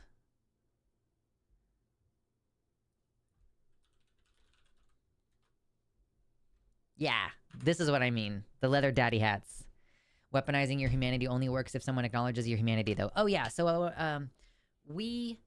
so Arden and I, we both have that mental illness where you feel like if you present someone with facts, then they will change their mind. Like, that's the mental illness that we have, which is it's like, if you just tell someone what they're doing, maybe they will become aware and stop doing it, kind of thing. But I don't know if that works on anybody, because blah, blah, blah. You can't reason someone out of a position they didn't reason themselves into. So, like, we've been talking about, like, should we talk about our personal lives more? Or should we make those kind of appeals to, like, personal dignity and humanity more often? And, like, I agree that weaponizing your humanity only works if someone acknowledges your humanity, but that's, like, I think part of the process is starting to humanize us to people who don't know any trans people, you know? And so I think that Josie is kind of taking that tack where she's like, are you going to tell me directly to my face that you think that I don't deserve dignity? And things like that. So, like, challenging people in that way of being like, can you really bring yourself to say that to me directly? You know, and like, I'm telling you in real time that this is harming me and here's how it's harming me. It's just like easier to grapple with certain things when you have a human example in front of you rather than like an esoteric, like, oh, I'm claiming that this statistically increases poor mental health outcomes, which of course Arden and I care about that a lot. And we're persuaded by that information. If I found out that transition actually did cause a significant dip in mental health, I would be like, let's examine why that is and maybe come up with a reason why and produce some possible solutions. But it doesn't. And I'm persuaded by that fact. But other people don't seem to be persuaded by the fact on a population level that transition is medically effective treatment. But like, Arden and I can't be the only human beings in the world who are persuaded by the facts, right? So there has to be a place for the way that we argue. Like, there has to be a place for it. It's gonna work for somebody. I just don't know if it works broadly. And, you know, that's another thing about us, is that, like, we care about being effective to as many people as we can. So it's like, should we drop some of the arguing the fact of the matter stuff and focus more on arguing the harm that it's doing? You know, like, instead of arguing, like, is a trans woman ontologically a woman? What does a woman mean? Like, let's define terms. Like, instead of doing that, trying to cut through to a human level of like, this is about how we treat each other. Do you want to treat each other with dignity and respect? Like, because if you take an anti-trans position, like, okay, you can have an ideological position that sucks, but it's about how you treat people. So like if you have a gender ideology that is biological essentialism, then are you willing to basically take on the burden of being actively rude to people all the time and dealing with the social consequences of being actively rude to people? Because that's the problem. At the end of the day, it's like, I don't care whether somebody believes that like intrinsically a trans woman has some essence that makes her a woman or like makes her similar to cis females or something. I don't care. I mostly care about how shitty your behavior is. Quantum Chaos, shout out, says, I can say as a former shitty transphobe that they hate being put on the spot like that where they're forced to confront their own inhumanity. Source, that's why I am not a transphobe anymore. Okay, so I might try to use this a little bit. I don't know. I don't want to do it with Josie because I feel like if Josie's going to do that, then I need to contrast against her because it's the dynamic that makes the episodes work. But maybe the next time I'm with Arden, I might be like, hey, Arden, I'm going to try to do the Josie tactic today. Where like I might not even directly address the caller's stated position, because sometimes people call in and they're like, I think gender transition is fundamentally unethical. I might just ignore that premise entirely. I might just be like, hey, Arden, if we have an oppositional caller today, I want to take point in that, like, trying to force them to deal with the actual tangible harms. Like, what is actually tangibly going to happen as a result of what you believe? What do you want to happen? How do you think that should work? How should bathroom bans work? Should there be somebody checking the ID? Should there be somebody checking the genitals? Like, are you going to sit there and tell this woman that she's not allowed to use the bathroom? Like, do you think that there should be somebody who personally goes and violently ejects a woman from the bathroom? Like, do you think that that it's okay for people to film women in the bathroom if they suspect that they're trans? Like, yeah, I think sometimes people need to be confronted with the fact that they're acting like bullies. That is kind of what I mean, Byron. Yeah, for sure. Are you willing to be rude all the time? Yeah, exactly.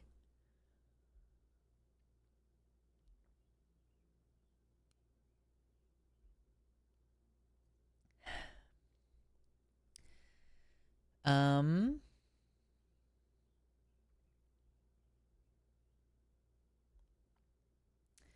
Transcat Dad says they're going to reflexively dismiss you pleading your humanity because to admit to themselves that they're dehumanizing you could cause a bunch of cognitive dissonance because they can't believe that they're the baddies. Yeah, but so I'm usually, and to be clear too, I'm not usually trying. First of all, I'm not usually trying to change the mind of the person that I'm talking to. I'm arguing with them and I'm trying to get them to relent to some extent because I do want to win the conversation. That is certainly part of the neurology that makes it so that I want to do debate ever. Like, I want them to acquiesce that they're wrong. But who it's really for is, first of all, the people in the audience who, they maybe need to refine their arguments, or maybe they're not sure. Maybe they are anti-trans and maybe they haven't heard somebody make that particular argument before. And also, secondarily, for the person to process later on. There have been so many times where, people would call in to the Atheist Experience back in the day, and they would call in numerous times, and they would talk to Matt Dillahunty, and they would talk to Tracy Harris, and they would get these different reactions, and they would eventually give up their faith because they needed to process it, and they needed to come back with other objections, and they needed to hear a fresh take on it with a host that they hadn't talked to before. And people do deconvert. So, like, I know that these things do change people on an individual level. Like, and that's sometimes as much as you can ask for. Quantum Chaos says, I used to pride myself on being all about the facts. Facts never came into it for me. Until I recognized the humanity of trans and queer folk, and then I could drop the emotional BS and actually grapple with the science. Oh yeah, like having unacknowledged emotional resistance can make you feel like, oh well, I'm just rational, this is just a rational thought process.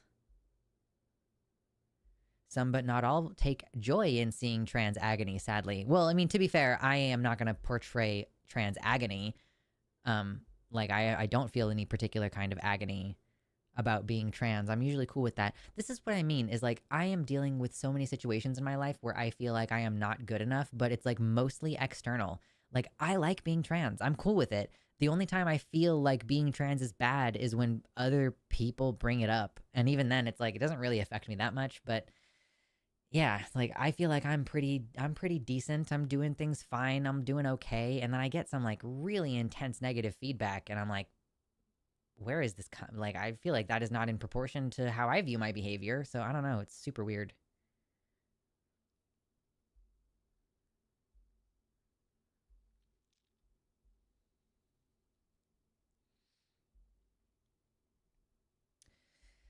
Um Ember says people do react. I run into people almost daily who say intersex isn't real, and then there I am being real in front of them. They either change their mind or admit they're denying reality to themselves. Oh, wow. Kitty says silver linings are my specialty. I've realized that they have accidentally driven forward real research into psychological and medical outcomes from transition. They funded hundreds of studies around the world over the last few years, and each time results come in bolstering our position. You know, that is a silver lining. I accept that. I accept that as a silver lining. Yeah.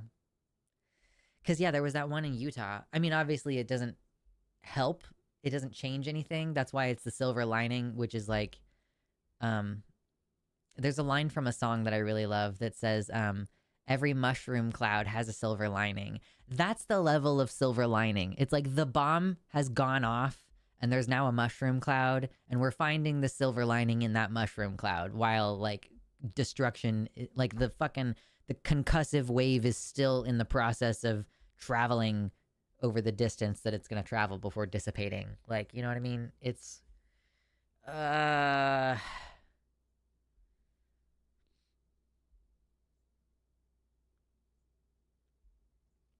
Trans Cat Dad says the reason I quit my job a few days ago is because a coworker started yapping at me about how she thinks trans people are predators. I was stealth in that job. I realized that I didn't feel like anyone would back me up if I gave much pushback, so I left. Respect. Mad respect for like the courage that it takes to just fucking walk out on a job. I don't know if I could do that. I guess if I got a job right this second and it was like it turned out that it was really shitty, I could be like whatever, and then just I'm back at square one of like trying to figure out how to have a successful YouTube channel. Um, yeah, I might go ahead and still apply to like other positions to make more money, but you know what I mean. Like, I don't need to necessarily. I can just continue to struggle with the amount of money that I presently make.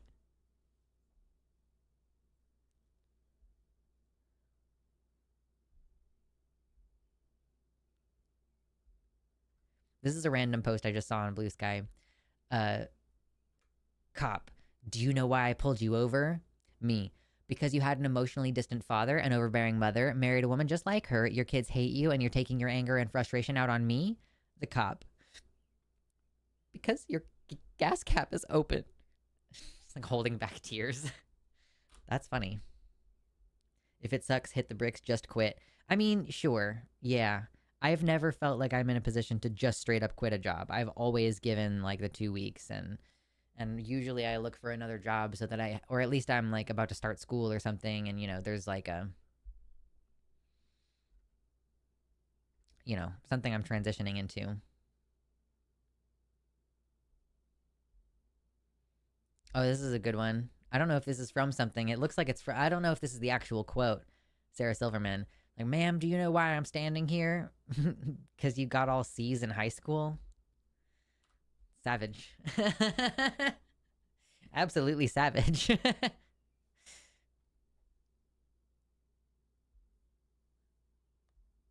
Ugh.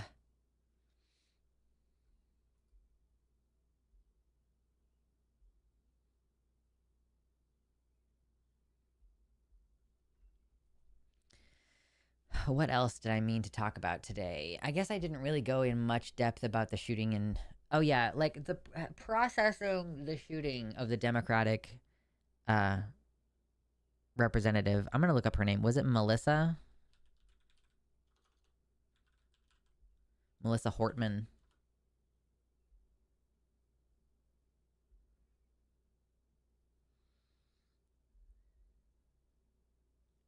I don't really understand the whole situation yet. Like I haven't read any details about this of like this guy was dressed as a cop and he was wearing a rubber mask and he came up to these people's doors. Did he like knock on the door and these people answered the door at 2 o'clock in the morning? Like, couldn't be me, first of all. Um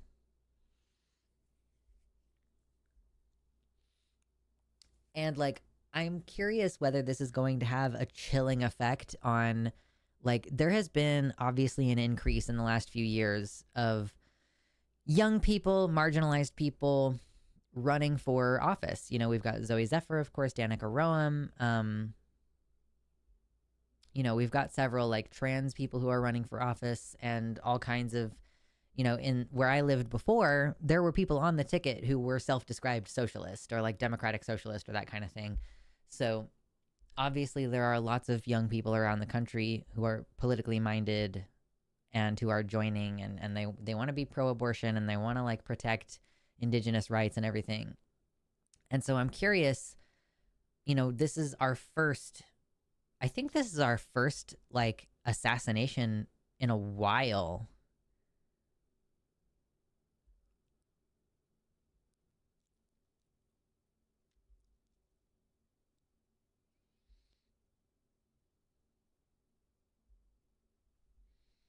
She who knows no name says the weird part about living in the UK is that despite everything going on trans wise, nobody wants to actually be rude or enforce the transphobia.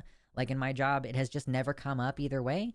I have no clue what my coworkers think about trans people, positive or negative. I'm not like stealth either. Yeah, imagine having a politeness culture that is like so intense that you like won't enforce the law because it would involve being rude. That's very funny.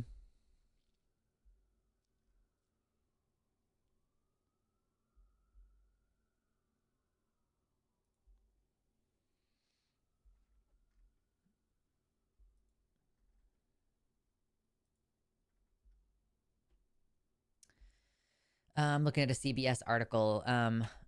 Hortman, 55, and her husband, Mark, 58, were shot in their Brooklyn Park home, while Hoffman, 60, and his wife, Yvette, were shot about 5 miles away in their Champlin home.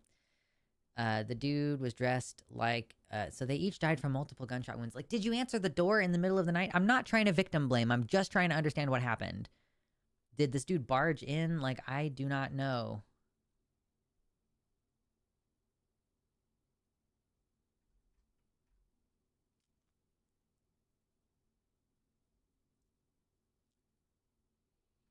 But this is also what I said before about the fact that, like, um,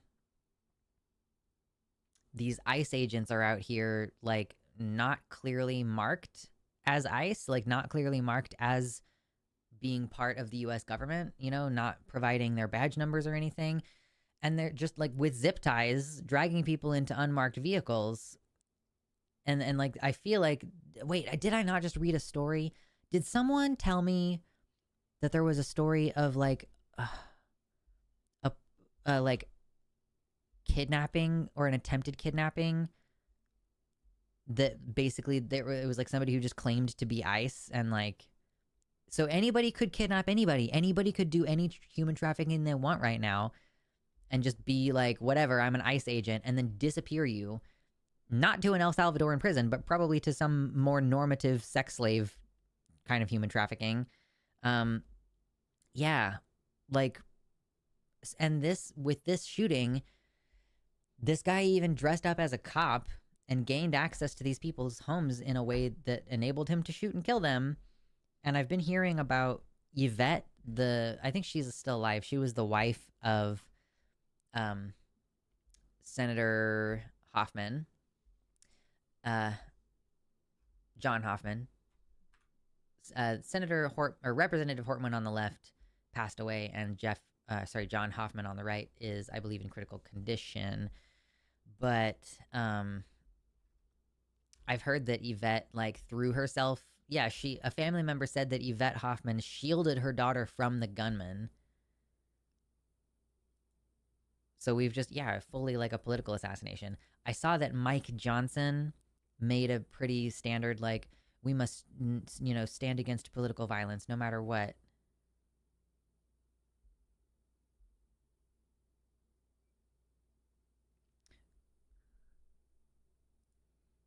I'm hearing like a weird noise. I'm gonna just go see what that is really quick.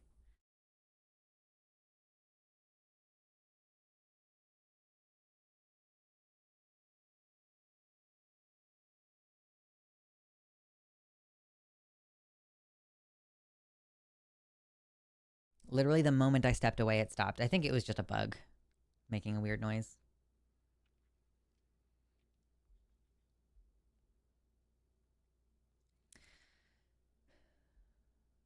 I remember confronting someone on the train for maybe saying something transphobic to me under their breath, and they just said, "Nope, didn't say that, mate." And I went, "Sorry, my bad." I still don't know whether they actually did say that to this day because my hearing doesn't work very well. Yeah, I will straight up ignore people who are being rude in public, and I kind of can rely. I sometimes use like the fact that I don't hear very well as like an excuse. There was one time recently where I went on a walk and I was wearing skinny jeans, and I was wearing a hoodie that had a rainbow on it, and somebody was hollering out their car door. Like I was crossing the street or waiting to cross the street, and somebody was stopped, and someone was like shouting at me out their window, and I couldn't really hear what it was, and I just ignored it. Like I don't know if I was being catcalled. I don't know if I was receiving homophobic hatred. Like I have no idea because I just don't listen. Like I just literally ignore people who I think are being aggressive to me in public. I just like do not acknowledge their existence. And it's worked for me so far.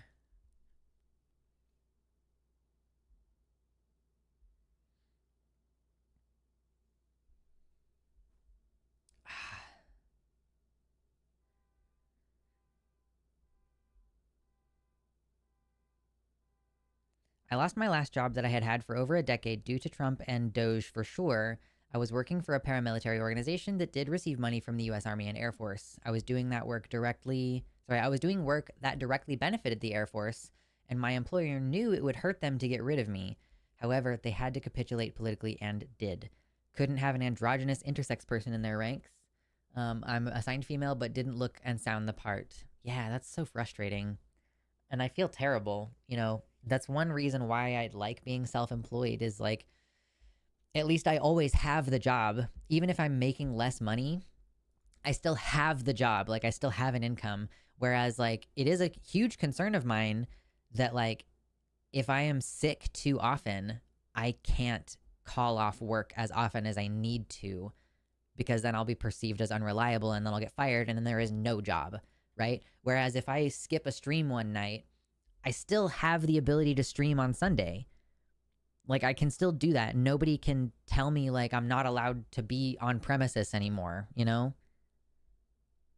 It's like as shitty as it is sometimes that I'm subject to these weird algorithms and like having a difficult time accomplishing things and everything. Like as shitty as all that stuff is, it's still in some ways better than the instability of the algorithm and like making money sometimes and not making money other times and like a video flopping or a video doing well. It is unstable to a degree, but it is not nearly as destabilizing as losing your job,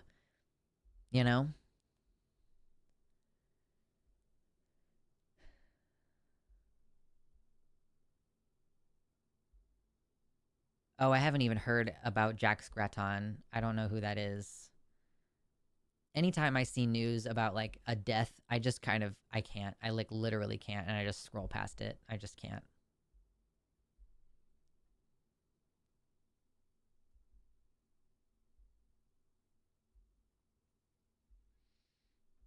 Forrest says that's what I do too. I don't feel like my hearing is bad per se, but I definitely have auditory processing issues. So my brain just scrambles sounds and I will not understand what people are saying. Yeah, I'll just straight up ignore.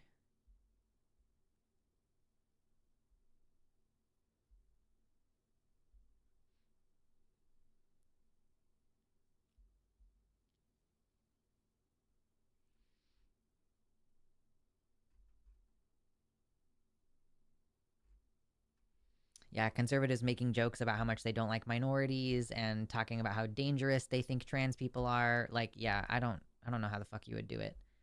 This is part of why I think like it's a good thing for trans people to go to other it's like, just casually in your day-to-day while you're like at work and stuff, like not like knowing that at least there are like a decent chunk of people who are pro-trans and that it's very unlikely that you will have a workplace where everybody is against you or where even like half the people are against you, I do think moving to a blue state is a good idea.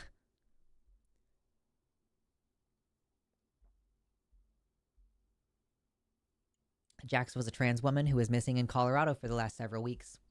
I'd been following the situation and, of course, hoping they'd find her alive, 34 years old.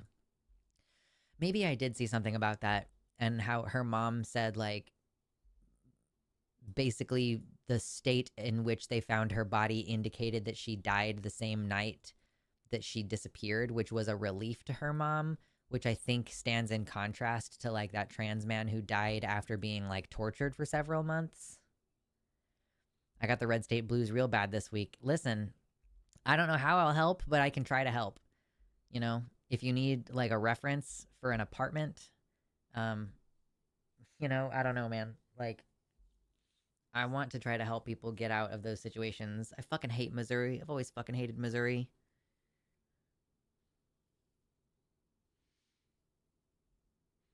Hell yeah, Mersh. Mersh says, I kept my training and certificates up to date. I kept my resume ready and kept my network outside of work up. I never completely trusted my employer after the first Trump administration, and good thing I didn't. Yeah. Yeah, my partner said, like, it's not, you know, at least having gotten rejected from that job that I applied to, at least I have a resume to put together now. And, like, I've written functionally my first ever cover letter. So at least now I have, like, an idea for things that I can do for applying to similar jobs. I think the easiest thing to do, and maybe I've said this on stream before, I think the easiest thing for me to do would be to find a job at an LGBTQ plus org if I was doing social media for an LGBTQ plus org, or marketing or communications or something for one of those orgs. But I think I would hate my life. You know, like I feel like if I worked at an environmental org doing that same kind of job, like social media management, communications director or something, I think that would be just more tolerable on a daily basis. But like, shit, maybe I will like look for LGBTQ nonprofits and like just try to get a wedge in.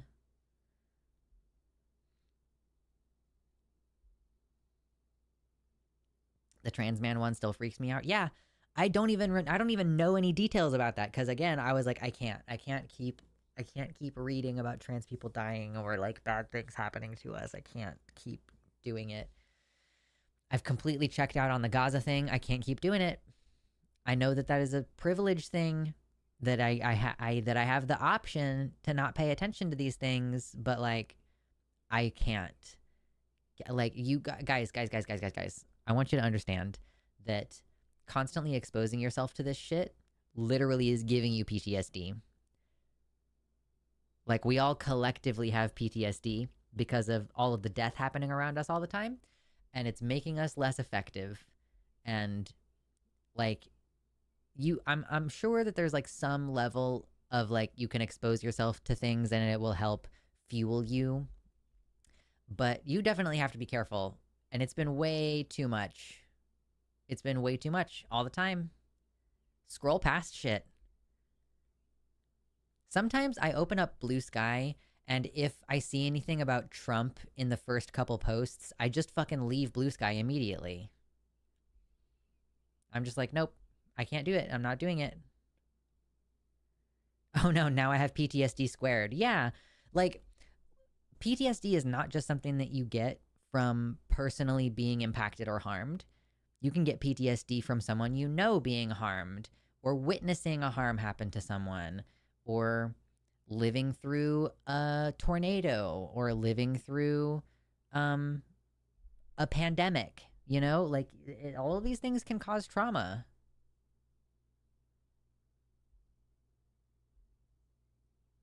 I mean, sure, Mersh, if you're going to be on the lookout, I don't know. I have no idea what that would entail. Spiritual and consciousness related aspects. I don't know. I guess I could read about the jobs and decide if I want to apply for them.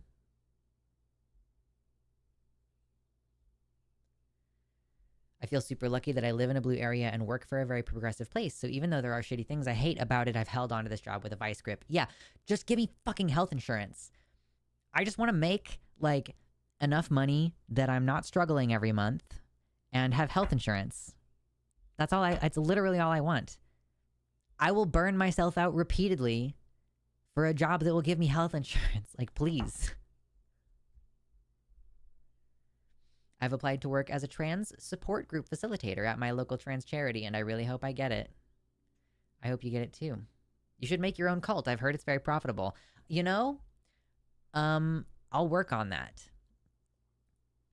Like, for right this second, I'm just trying to do a better job at my current job, which means we are going to talk about politics on the stream sometimes. It means that the videos on the channel, I'm going to start doing more media analysis shit, and I'm just going to see how that goes. It's been going okay.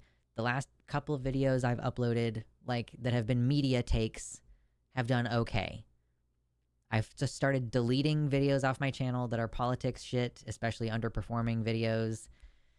I privated a bunch of my recent videos that I uploaded because I'm hoping to, like, tell YouTube, like, okay, if the most recent 10 videos are all about media analysis, can you start pushing this to a media analysis audience, please? Good night, Quantum Chaos. But if I get more algorithm, then I will definitely be a good cult leader. I would be a good cult leader. Probably. Except that I'm a terrible liar. I actually am a terrible liar. I'm just compulsively honest. I can't even help myself. I'm a bad liar. I'm a bad actor. I don't know if I would be good.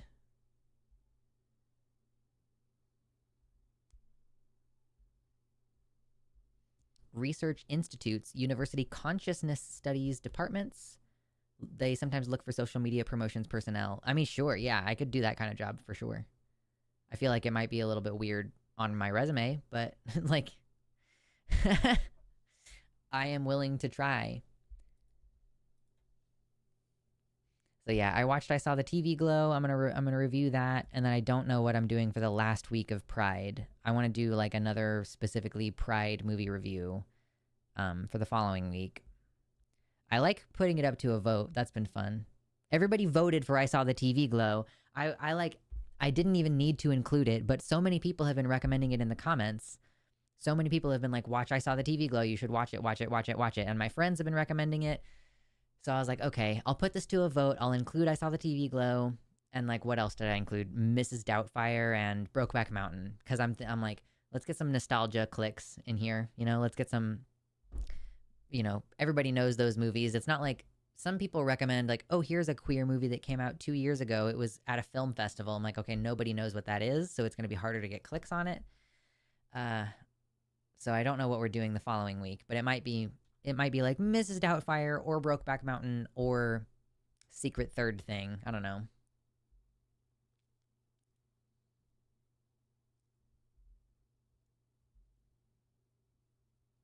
Hello, Baby Squid and Tubian. Hello. All praise Luxander. True. True. I kind of want to get like a forest crown with like antlers on it. I have a pair of antlers that they are sitting on a they're sitting on a headband and they come up a little bit like this. They're very small though. And so I'm kind of thinking if I could get like a forest crown that has like antlers on it. Wouldn't that be neat? And then I could be the forest queen? I don't know. Could be fun.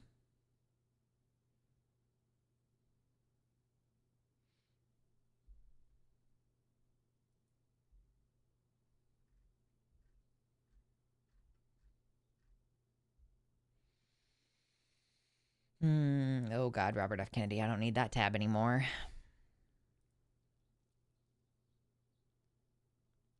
Biker hat. I needed to look that up earlier. Biker cap.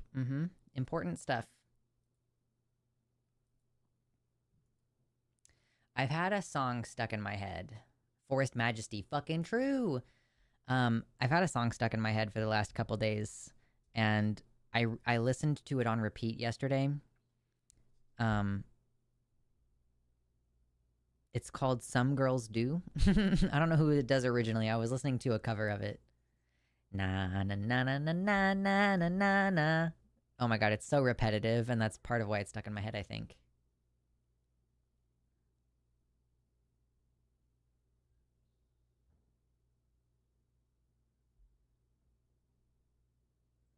Wait, what, Mabs? Keanu Reeves and River Phoenix as gay hustlers in downtown Portland. Think about it. Wait, what? Is that a movie? Forest Overlord. Forest Regent. These are all good. These are all good. Yeah.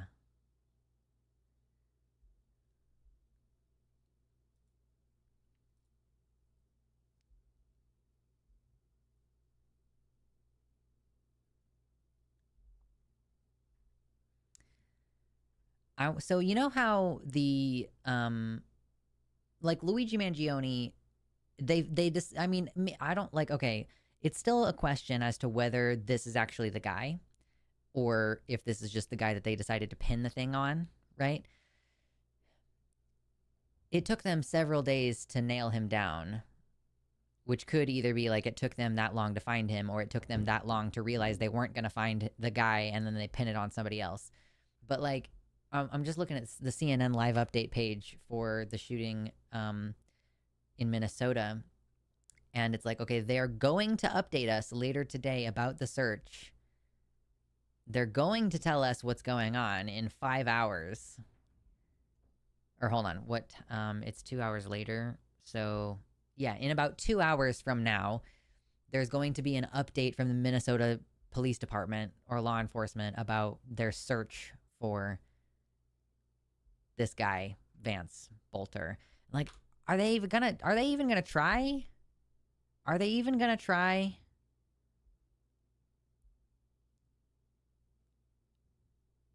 And if they don't find him, are they gonna just find a guy to pin it on? Like, you know what I mean? I don't know. It feels like the kind of thing where they're not gonna try very hard.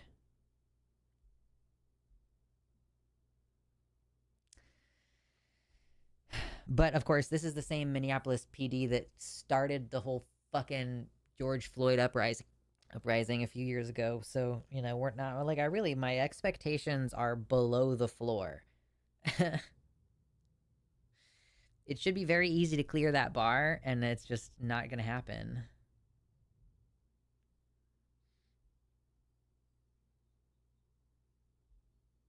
So disappointing. If you need any graphics done, feel free to DM me. I'm happy to do it for free if it helps the cause. Sure. Thank you. I appreciate it. I have been recently wondering, like, if I'm switching to more, you know, politically skewed movie reviews, that I should update my graphics on the channel. Like right now it's a picture of me wearing a flower crown, and that's because I took off the gender anarchy symbol because it just seemed like I should take the gender anarchy symbol off while I'm looking for a job at a nonprofit. Like, it just felt like maybe I should not have that on there. But I don't know if like maybe the channel identity itself needs to be reevaluated. Like, is there going to be a trans symbol involved at all? Or, like, is there going to be any allusion to politics? I feel like the gender anarchy symbol is really great for the kind of content I've been doing, which is, like, political analysis from, like, the gender anarchy perspective.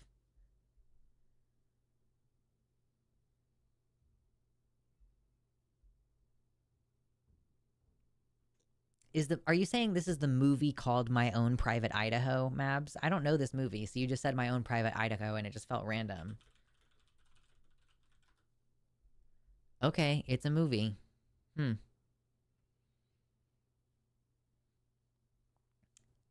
Again, loosely based on a Shakespeare.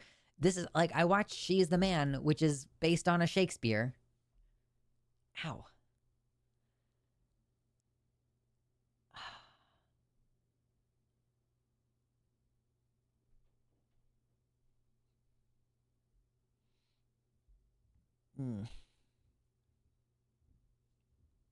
You know, trying to figure out your identity as a human person and the identity of your YouTube channel. It's a great time. Yeah. Fucking. Was there something else that happened in politics this week? Oh, we haven't talked about the pathetic Trump parade. Pathetic Trump parade.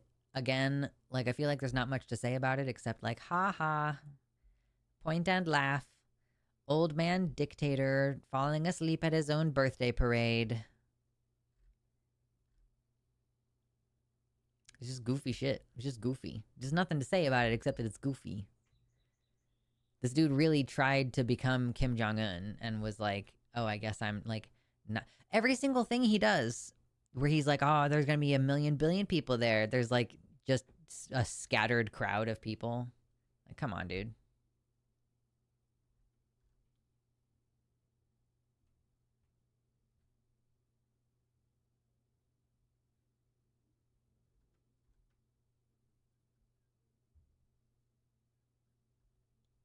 I also just keep seeing video after video after video of cops initiating violence. So it's just like George Floyd protests. Um, I like I'm right now looking at a video that is allegedly a member of ICE just like straight up pulling out a firearm, like a large firearm in a parking lot of a grocery store. It looks like unmarked vehicle, plainclothes officers.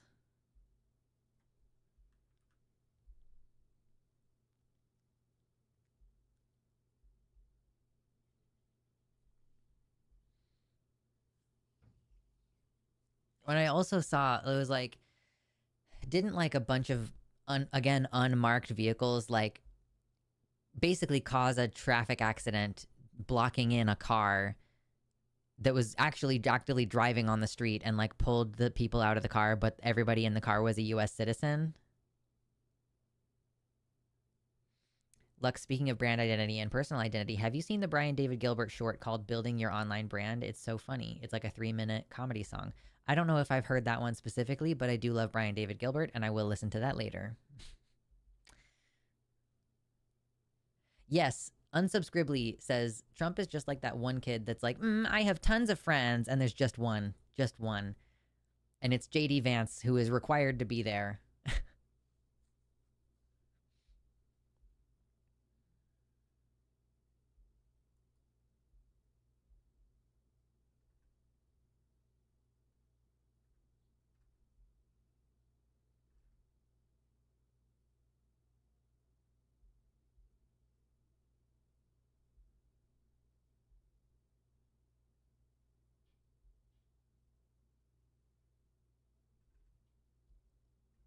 I saw that Dead Domain was streaming from the No Kings protest in LA. Didn't watch any of it, but you know.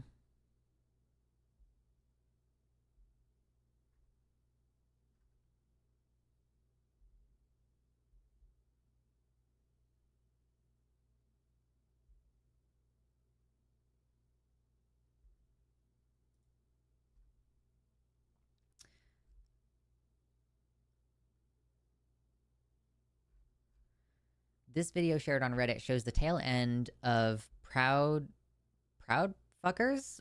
I don't know what PF stands for. Getting run out of Springfield, Missouri today by community members. Note the dork who is so scared he even falls trying to get into the truck. This is the energy everyone needs to meet Nazis marching in their cities with. There's a pro-Palestine flag. They're basically just telling them to fuck off. Also, this is illegal, right? Like, it's illegal to pack a bunch of human beings into the back of a Penske truck.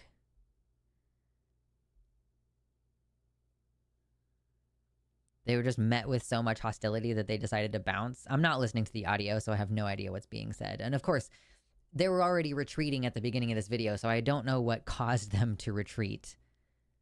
But yeah. It's pretty good. Like, oh, you were coming to agitate? You were coming, bearing shields? Patriot Front, that's what it is. Patriot Front, okay.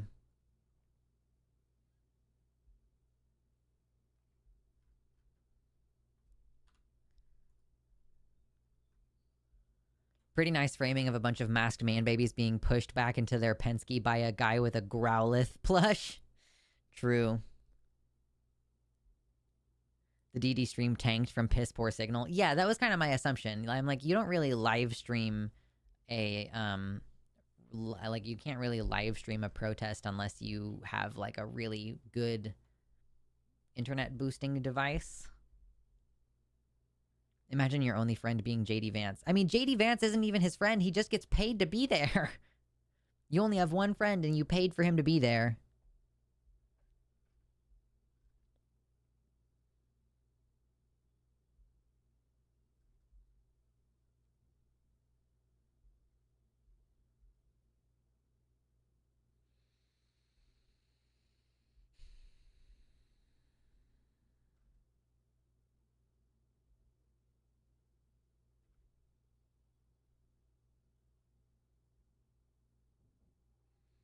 And Trump apparently said to stop kidnapping farm and hospitality workers specifically. There were some issues where like ICE was staying in hotels in LA and they were like trying to interrogate the staff of like about their status and stuff.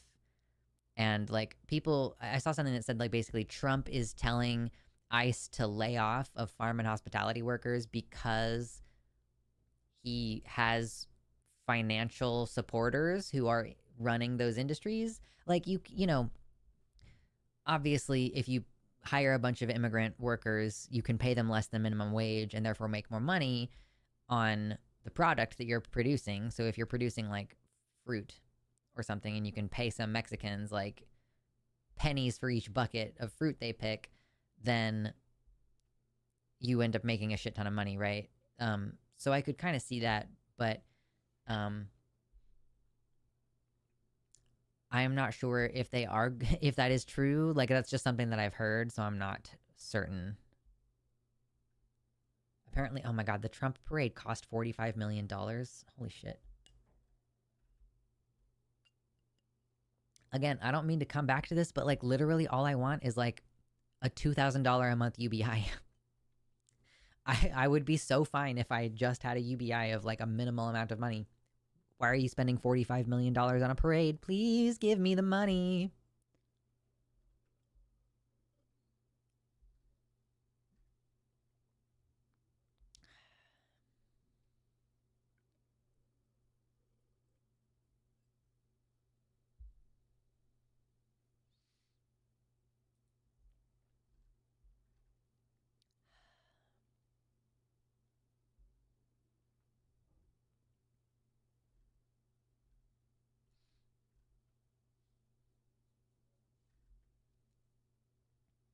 I'm just resting my voice while I look for something else to riff off of right now.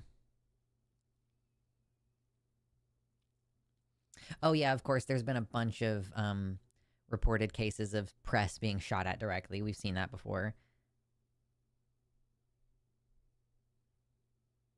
I want that please give me the money singing clip to be a permanent sound effect in the streams. Oh, wait, it should be a donation sound, OMG. Yeah, that would be funny.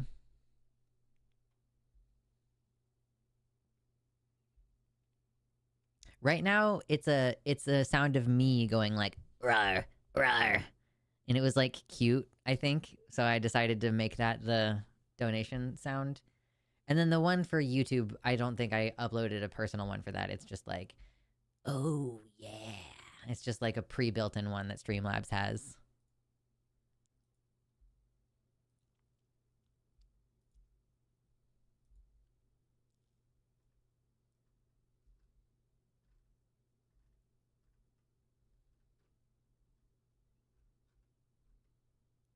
Okay, hold on. Can I watch this video and have it We are not play here sound? at Representative Melissa Hortman's home.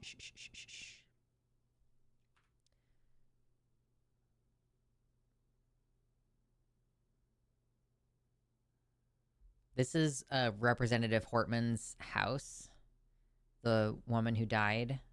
And the reason why I clicked on this is because she says you can see the bullet holes, and so that's why I want to see. Oh, wait. Why has the garage door got like ripped off? That's weird. And I guess the police boarded everything up with plywood. Oh, okay. Interesting. They didn't get close enough because of the crime scene tape to see like the bullet holes. But I was like, because I was trying to figure out earlier, did the guy just fire into the home and happened to successfully shoot them? Or did he like shoot them at the door or something? I don't know.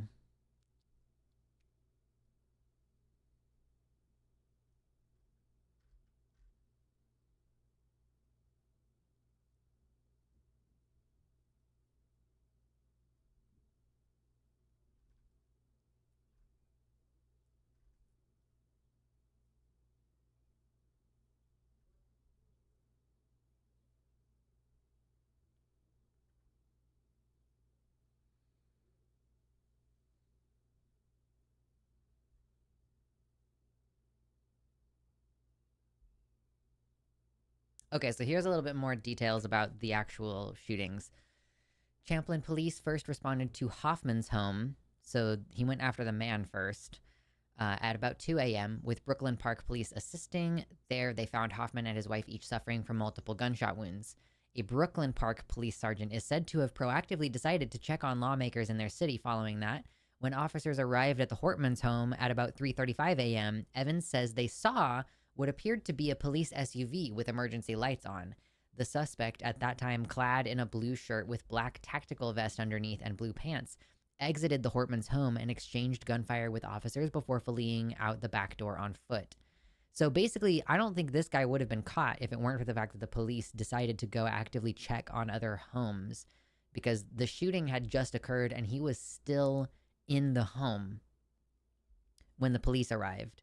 So I think that it's just like the proactive measure of checking on the other lawmakers is what caused this guy to lose his vehicle, basically, because he lost his vehicle. He had to run away, and so the vehicle is still out in the front. It had white and yellow lights on top and a license plate that read police, and it was towed away from Hortman's home. There was an extensive list of possible targets among writings found inside the vehicle. More than 50 individuals were listed, including officials beyond Minnesota, abortion's rights advocates, and abortion facilities. So yeah, apparently he was like planning on just like going one after the other. Mersch calls it a professional hit. Yeah, maybe.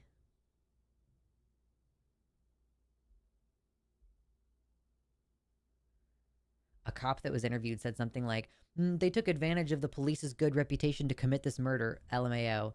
Brother, I hate to tell you this, but your reputation has been the subject of scrutiny for the last half decade or so. Yeah. Hi, Mr. Baby. Are you back? Hi. I'm going to pick you up again if you come over here. You know that that's what's going to happen. Are you ready to be picked up? Are you going to come over here? Kitty. Hi, baby. I love you so much. Are you a good boy? I'm going to pick you up if you come over here. He's currently just underneath my chair. Hey, baby. Yeah? Now you're just not looking at me, huh? Oh, okay. Hi. Ah, I did it again. You spilled water all over yourself, huh? Is that what happened? You spilled water all over?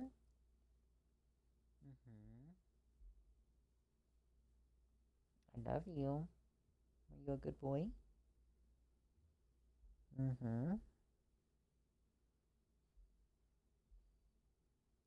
My husband calls this kitty fuzz therapy. You gotta put your face in it.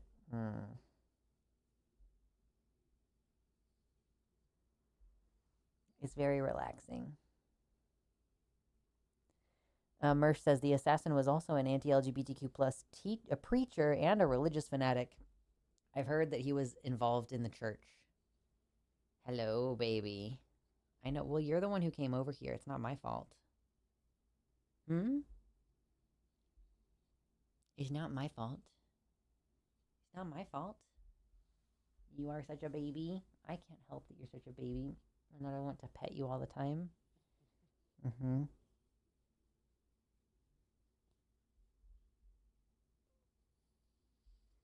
Sometimes you just need a kitty break. You kitty break? Okay, I'll put you down now. I love you. You're a good boy. Big fat baby. At this point, what did you say, Pink? I'm pretty sure the Bible they read is different than what others read. I mean, there's all kinds of messed up stuff in the Bible, too. Like, any number of excuses. You can pretty much excuse any behavior that's bad with something that's in the Bible. Like, you can defend slavery by being like, well, God told us how to treat our slaves, therefore he meant for us to have slaves. And it's like, the Bible is not a good book. So stop being surprised when people who read the Bible have bad beliefs. I saw Republicans claiming that the murder was staged by a Democrat so that they would have an excuse to blame the Republicans. Yeah. which is such funny projection because I really do suspect that like the assassination attempt against Trump was, probably a fake thing. Gay Fesh alluded to earlier that like Trump's ear cartilage healed in a way that is like not normal or potentially not possible. So, yeah. We live in like a theater clown world. Is kind of how it feels. It's like we just live in clown world where things that are happening feel like they're fake. Everything feels fake. Everything feels pretend. This is like dissociation, I think, when everything feels just kind of fake. I'm like, everything feels fake. I'm gonna go watch I Saw the TV Glow this evening. What? Look, this is my bobcat skull that I got at the Renaissance Festival. Look, if you don't knock it off, this is what's gonna happen to you. I'm threatening him with the bobcat skull. Hey, mister. You better watch out, or you're gonna end up like this. He's not even looking at me. He's just making noise. Are you making noise? Here, I'll pick you up and put you on my chair. There. Is that desirable? You want to be on the chair? You want to hang out with me? I do think it would be very funny. So, you know how there's like the theory that like, man, it's kind of messed up how they named all of these Pokemon after the sound that they make. I could change my cat's name to Murph because he makes that sound. Murph. Murph. Are you Murph? Murph baby? Yeah, you are Murph. He doesn't know his name anyway. He's just baby. Mr. Baby, Mr. Kitty, Mr. You don't know your real name.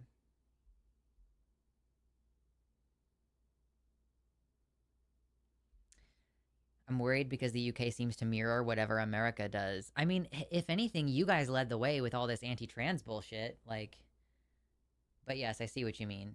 And I've had people in Canada express concern because Canada tends to follow the US just a few years behind. And like, yeah, I do think it's reasonable to be concerned that other, places in the world that are supposed to be progressive or supposed to be good is like, that's why I think that you need to move to somewhere that is progressive and fight to keep it that way, I'm like, I'm going to vote every fucking time I can here in Oregon because I want to protect what it is.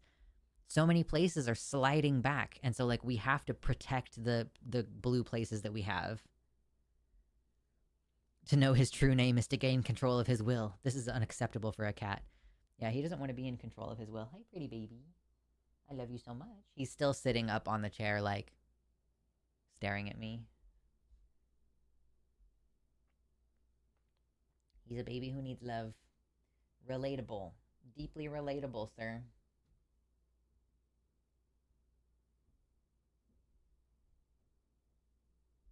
You good boy. You're very distracting. You're distracting me from my show. Like I'm talking to you and the people can't even see you. The people can't even benefit from the scritches I'm giving you. If I pick you up, you will stop wanting the scritches. Yeah? Are you gonna calm down now? You gonna leave me alone?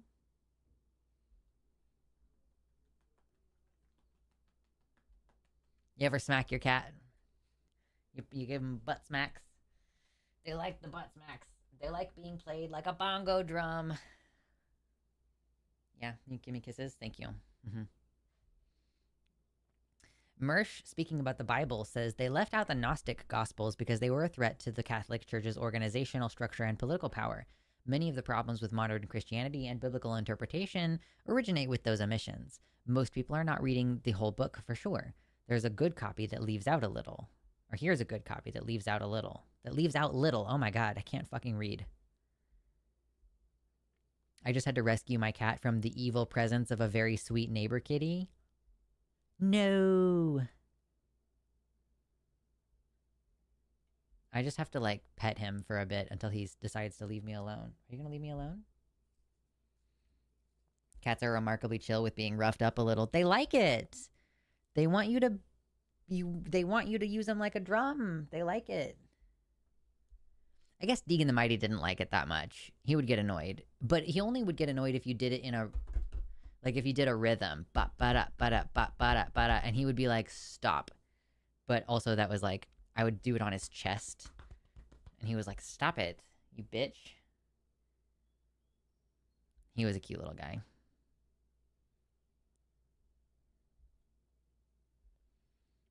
Oh, okay. The sweet neighborhood cat was just chilling on our deck, and Bean was laying flat and hissing. And I'm like, bro, it's okay. She's chill. I pet her the other day. And he's like, hiss. Oh, yeah. You have to save him from this extremely sweet, chill cat who's just hanging out on the deck. Oh, poor Bean. Can't handle it.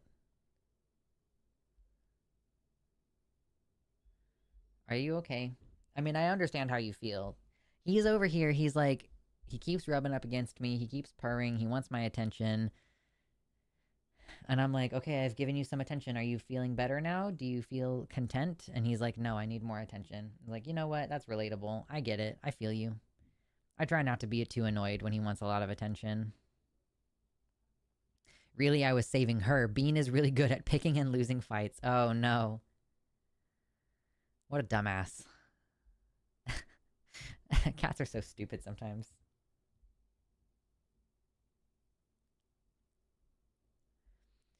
Mersh says you should research the demiurge and its association with the Old Testament. It explains much and shows that the fundamentalist Christian nationalists are literally worshipping a different god from what Yeshua/Jesus was describing. Oh, wow. Later, Andy. Have a good night. Why are you on the floor now? I put you on the chair so that I could reach you better, and now you're on the floor. What am I supposed to do with this? Do you need me to scratch the butt? Is that what you want? You want butt scratches? What a psycho. What an absolute weird fucking dude. He's the stupidest cat and I love him. They're so dumb. Why do we love these dumb little creatures? Why are you so dumb? Profoundly dumb. Mr. Dumb Kitty.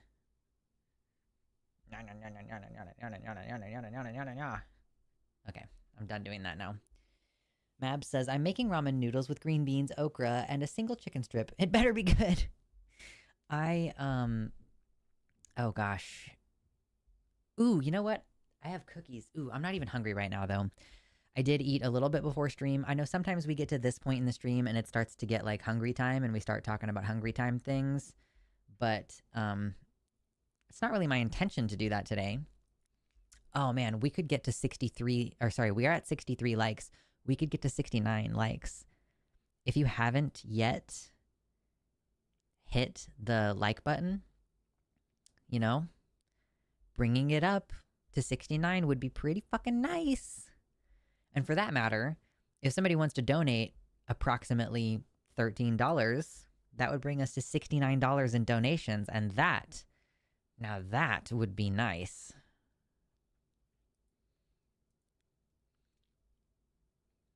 You got to add garlic and mayo to ramen noodles and an egg. I do like to, when I'm making ramen noodles on the stovetop, I will crack an egg into a bowl and I'll whisk it. And then I'll do the basically egg drop soup thing where you kind of like create rotation in the soup and then you pour the scrambled egg into the soup. And so it creates like ribbons. I think that's a really easy way to elevate ramen. Really yummy. Excuse me. Oh my gosh. Okay. He's just going to chill on the floor now. Garlic, yes. Mayo, no way. Yeah, I don't imagine I would enjoy adding mayo. I mean, I like mayo just fine, but like if I'm going to add something like mayo, it's going to be Greek yogurt.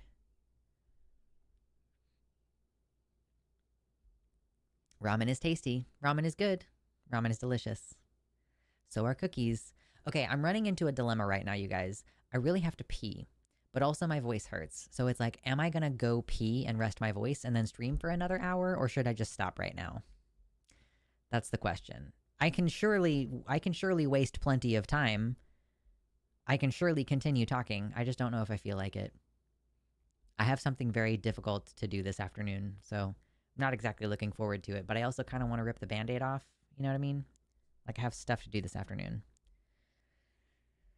Greek yogurt is a good idea. Yeah, you can sub in Greek yogurt anytime something calls for like mayo or sour cream. Greek yogurt is just a really excellent high protein option to add in. Go piss and think about it while you're pissing. But if I go pee and then I come back and I'm like, oh, actually, I'm going to stop streaming, that feels rude. What? Oh my god. The tail is flailing around right now. Adding curry powder, a dash of nutmeg, and minced garlic to ramen. Ooh, that does sound delicious. Okay, I'm just going to run to the restroom and take a little moment, and then I'll come back and we'll stream for at least another half an hour. I just desperately need to pee right now, so I'll be back in a second. Music. Hold on, we need music. Music! Jazz dog. Jazz dog music. Okay, here's a song. Let me add 2 to the list just in case.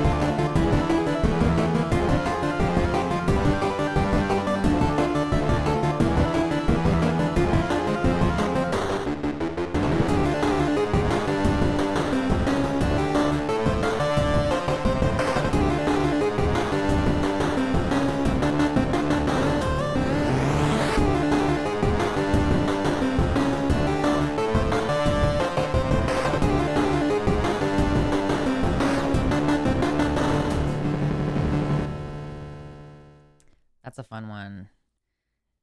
Shout out Jazz Dog. I don't know that I have a favorite. I know there's one song on that album that I definitely want to take off of like the stream rotation because I'm like, it's just not good vibes for the stream, but it is good to have a variety of chiptune stuff to listen to. Oh gosh.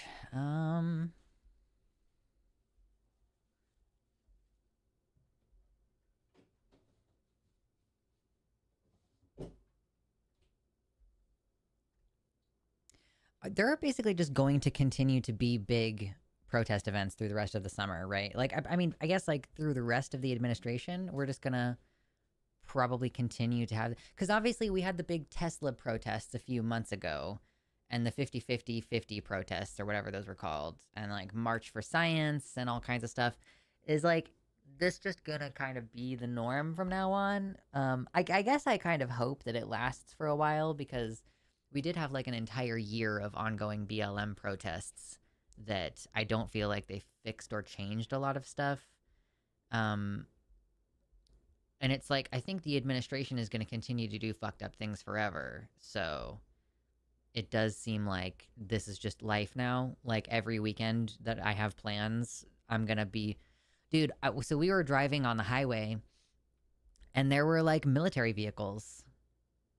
I was like, oh, cool. It's great to see military vehicles on the highway when you know that there's going to be protests that day. You know, it was really, I'm like, this is really fucked up, actually. That I just like, in my day to day life, I'm like just trying to go to the fucking Renaissance Festival and there's a whole bunch of like military vehicles on the road.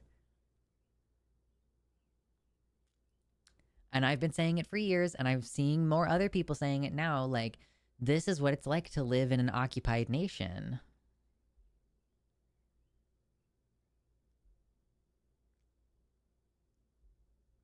Speaking of occupied nation,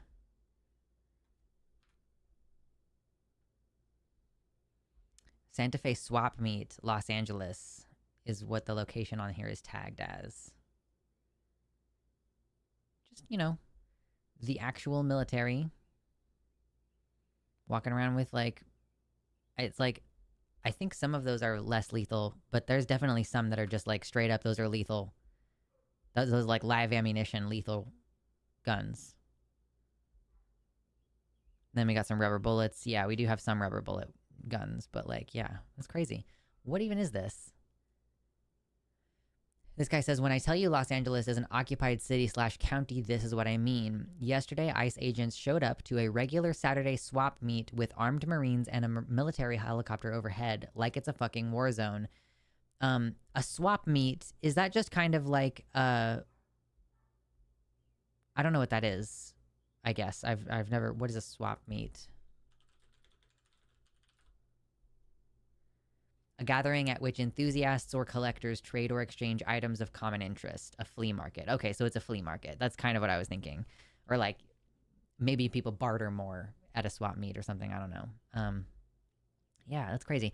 And for them to be showing up, for these military people to be showing up at a flea market with the intention of getting people that they suspect are illegal, like, with them looking like that, I do agree, like, is this not just like the military is doing the job of policing and law enforcement, which is what they are explicitly not supposed to do? I don't know, man. Again, like, the atrocities will continue indefinitely. It feels like indefinitely. Like, I can see why it's something that people refer to as doomerism, I guess, of, you know, this feeling of like, oh, the crazy shit is just going to keep happening and there's nothing we can do to stop it. And like, yeah, there is a certain level of like, I don't know what the fuck we do about this. Like, what are we supposed to do about all this? I don't think people, like, I don't think we have a good grasp of what would need to happen in order to stop what's happening right now. I certainly don't.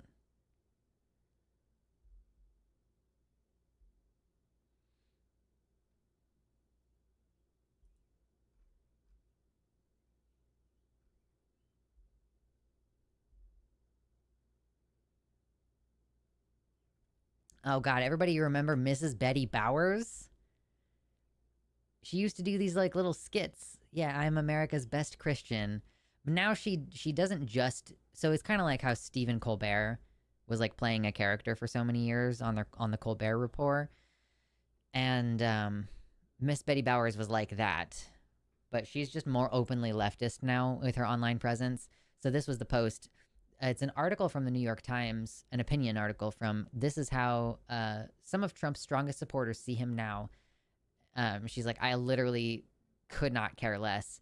Couldn't even find a story about the record-breaking turnout for the No Kings protest on the New York Times front page. It should have been the headline, but instead there was this nonsense.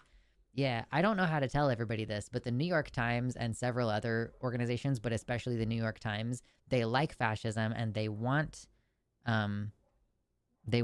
fascism to happen, presumably. So far, we have registered that, or like, I don't really know how these numbers are calculated, but there were over 11 million people who protested yesterday. What's up in a box? I guess I missed the good chill out part of the stream. We've kind of come full circle. I mean, we're like chatting about all these things, but we've definitely done like the majority of the politics earlier. Thank you for the $40 donation. Good gracious. Says, I worked hard for a charity recently and now I feel good. This dono is to share the good feeling. Thank you. I do really appreciate that. I need more good feelings being shared on a more regular basis. That does put us at $96.46 for today. If somebody wants to throw in $5, we will have hit the goal. Hell yeah. Thank you so much, everybody. Thanks for hanging out. Thanks for donating. Thanks for hitting the like button. All that good jazz. Oop, who texted me? Oh, I see. Okay, it's the Brian David Gilbert thing. Got it. Come back, chat. I miss you. Come back. Thank you.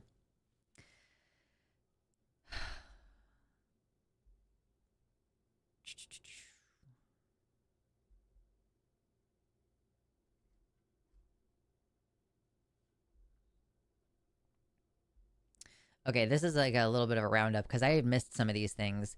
So not only do we have the two lawmakers, the lawmaker and her husband dead in Minnesota, mass shooting at protest in Utah. We did see that already. Car attacks at two protests. So like when cars, run in and like hit protesters.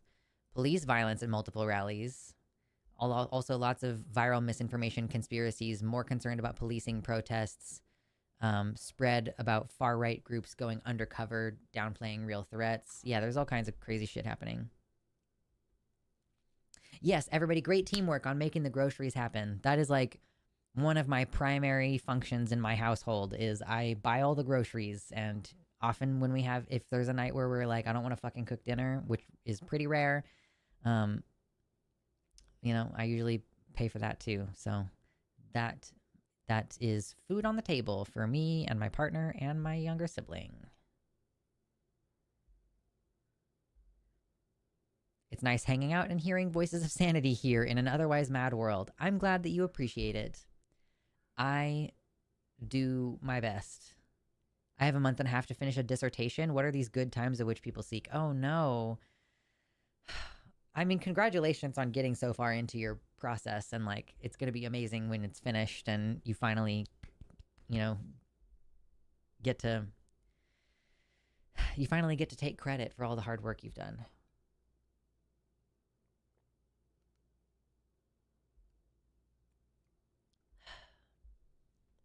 Oh my god. Okay. Yeah, it's Sunday, man. The weeks have just been like sliding past me recently and it feels pretty bad. Like before you know it, it's going to be Wrath, next month. It's going to be Wrath. It's going to be hard. Suddenly having to switch modes. I'm just rambling at this point.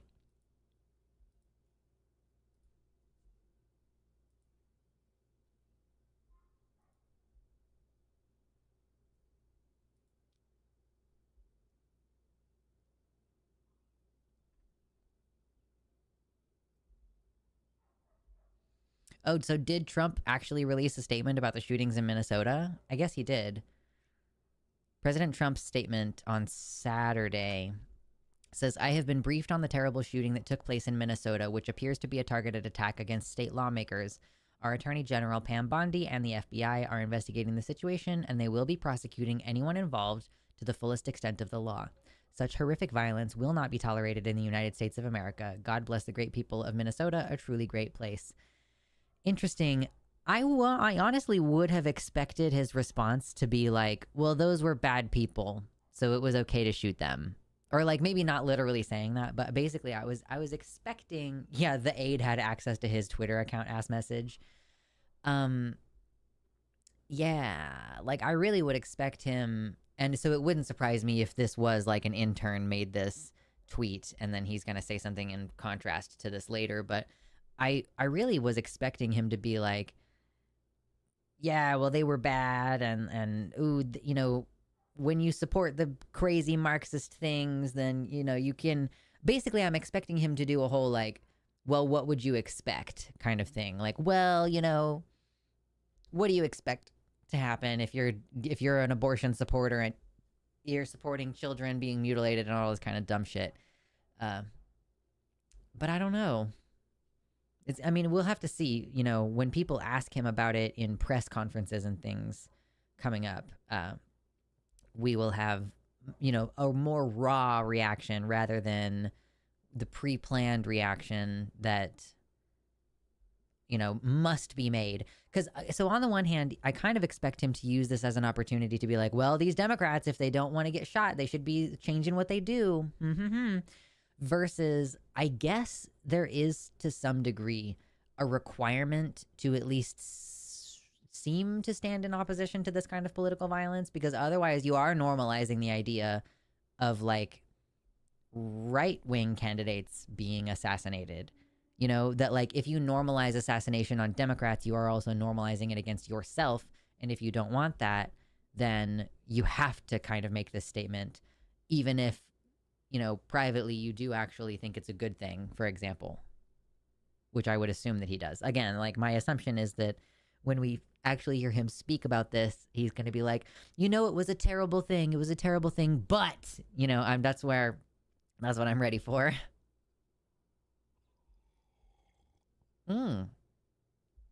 Happy birthday, Eric.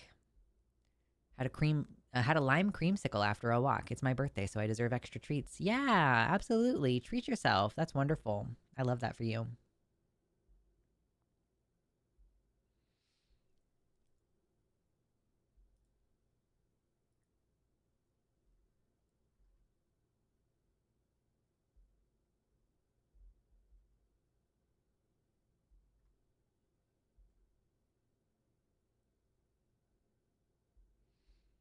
I don't really care about what Democrats are saying about the shooting. It's like, of course, they're going to be like, this is bad. It's like the same statement they make after every incident of gun violence, you know?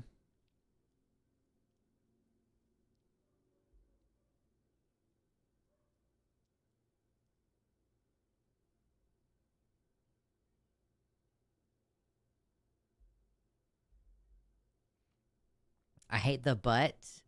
It's not like, oh, I'm not racist, but I'm not transphobic, but yeah. I really think that that's that thing where people need to distance themselves from the idea of being a bad person. Like they want to believe that you can hold racist beliefs and also be a good person, because to them, the word racist is more of like, it means a bad person than it means a person who holds an ideology of racial supremacy. You know? So it's a similar thing with like, you know, what we were talking about earlier with, you know, how can we be most effective at, you know, advocating for our rights as trans people, as the primary example. Like, how can we get people to agree that we deserve to be able to have self-determination? And yeah, that doing that kind of requires people being able to introspect on the idea that they might be the bully, and people don't want to be bullies. They don't want to think of themselves as the bad person. They don't want to think of themselves as the aggressor. This is why, like, if you've ever had that situation that makes you feel insane, where like someone is being rude to you, and so you start being rude to them, and they're like, "Oh my god, where is all this coming from?" And it's like, you were being rude. I matched your energy. Your lack of self-awareness doesn't make your behavior acceptable if you're being rude, and you should not act so fucking surprised when people respond in kind. Like, I really don't understand what people like, where they're clearly doing something annoying or aggressive, and then you're like, "Yo, you're being fucking annoying." And they're like, "Whoa, where is all this?" It's like, you is where it's coming from. You're asking, "Oh, where is all this coming from?" You, it came from you, bitch. Like, Jesus.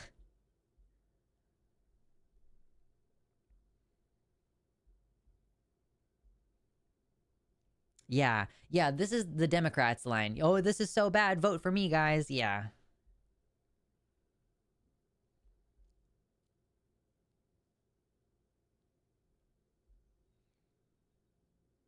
My dad will say the most horrific, bigoted shit imaginable, but with a kind voice, and then he acts shocked when people respond with justified hostility. Yeah, I don't get it. I really don't get it. You know? I try my best to be aware of not being rude. You know, like, like, when, okay, I'm trying to think of, like, when do I feel like I'm being rude? Sometimes I feel like I'm being rude on Takis, and that's like, it's like, okay, I did recently get into it with someone outside of the internet, and I was definitely like, I'm going to say this, and it's going to be really not an effective thing to say in this moment. And I knew it, and I said it anyway, because it was true. That was the time that I felt most rude recently, is when I say things that are accurate and targeted, I guess. I think people just lean on their intentions more than thinking about the consequences of how they speak, at least in terms of how they want to be interpreted. I mean, what is the intention if somebody says, I don't know, "I'm so tired of being effective"? No, I get it. Yeah, no. There is a high burden on marginalized people to do things correctly, to be perfect, and that, and there's a lot of you're not good enough pressure of, like, if you lose your temper, then, like, "Oh, well, how can you possibly expect these people to listen or agree?" Like, yeah, the burden of restraint on us always is quite challenging.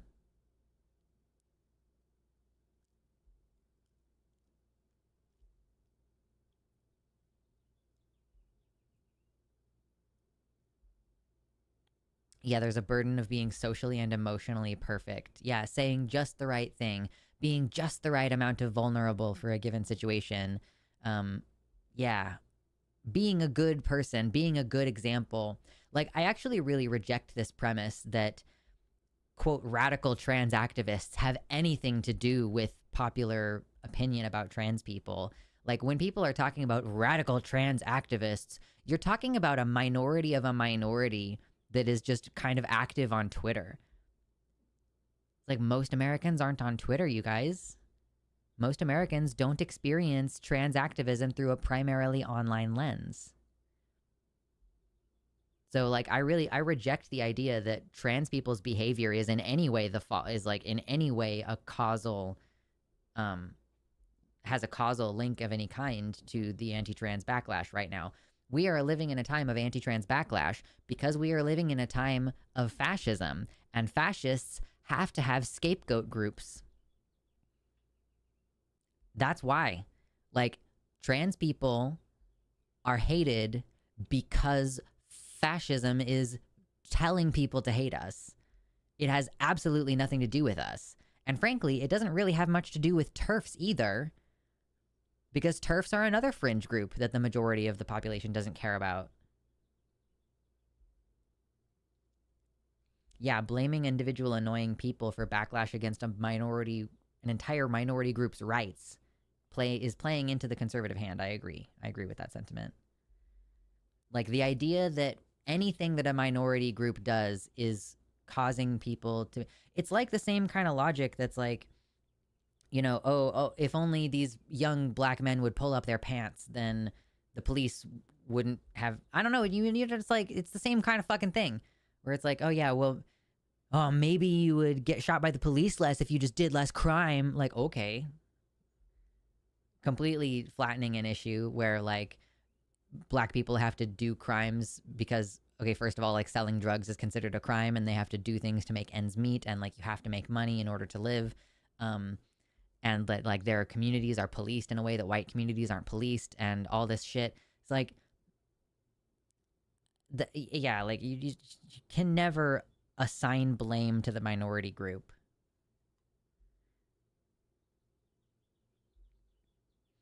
Yeah, either you hold people's rights as important on principle or you don't. None of this wishy-washy Goldilocks minority nonsense. Yeah, the perfect. I was reading a post recently, and you all may have seen it. Ooh, we got to 69 likes. Yes. I saw a post recently about the Shirley exception, which is basically this idea that, when people vote for Trump and they're thinking, oh, he's going to get the immigrants out of here, there's like this idea that they have where it's like, oh yeah, but surely he's not gonna, like, oh yeah, my gardener is undocumented, but surely my gardener is an upstanding guy, he does a good job, he has a good family, he's raising his kids right, like surely he won't be lumped in. Or like surely US citizens won't be detained, surely US citizens won't be deported. Like they have this idea that like they can vote for a really fucked up violent policy and that it just won't affect people that they like.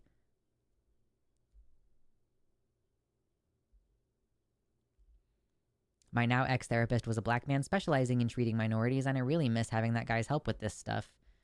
Sometimes the only thing that goes through my head is, how am I supposed to deal with this? Yeah, I don't know, man. I've recently been, like, I was kind of relieved at the idea that I could quit therapy. Because, like, obviously I moved states and my provider isn't licensed in the state of Oregon, so I couldn't continue getting care there. But, yeah, I've been recently thinking, like, maybe I need to get back into it. But I'm going to just try to, like, use my therapy skills more often. I think that that's kind of the play for me right now is, I'm just going to practice my skills more, and I'm just going to like narrow my focus and work on some stuff that I have immediate control over, and like really seriously try to make my world smaller for a little while. I want to think about less. I want to make my world smaller. So that's all I can really do right now. And then I'll consider getting a therapist maybe later this year if things are still like feeling unmanageable.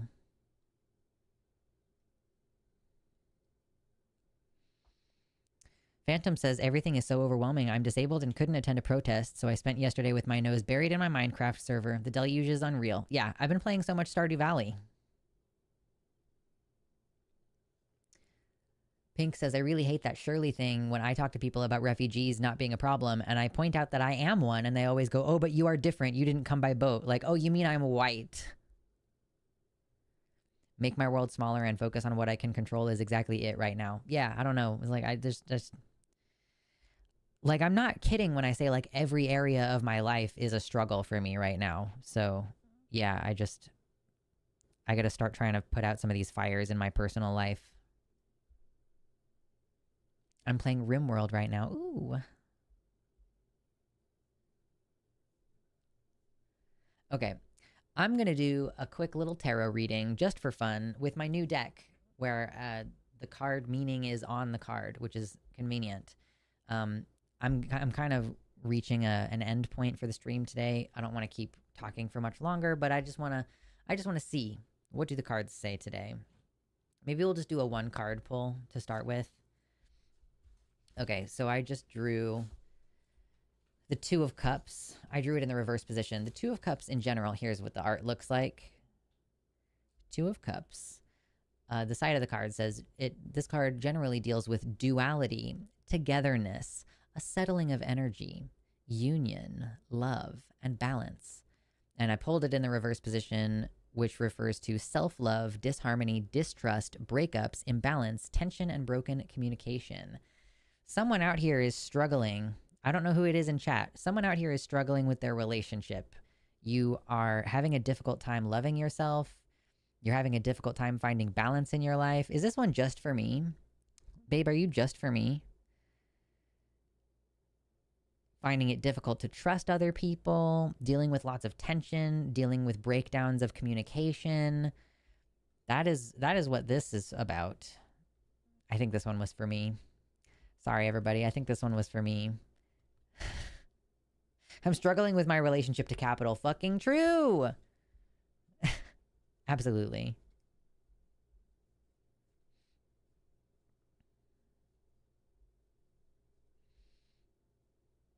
I'm pretty sure that describes all of chat. Oh no. We're all going through it right now, everybody. I'm so sorry. We're all going through it. All right, well, I'm done talking for today. So I'm going to go rest my voice and eat some lunch. And I'm going to watch I Saw the TV Glow again tonight. That's what my goal is anyways, to watch I Saw the TV Glow again tonight and then tomorrow, and then try to record a video about it tomorrow. Yeah, and so I'll try to post that video this week, and I'll see you on Wednesday, and then we have Takis on Thursdays. So thanks everybody for hanging out, and I will see you in a little bit. I'm going to play myself off here with just like a 1 minute song. 1 minute song, all right? Do I know where one of the 1 minute songs is? Is it up here? No, I guess I won't play myself off. Oh well. Oh, here it is. Okay, I found it. Okay. Music time. Bye.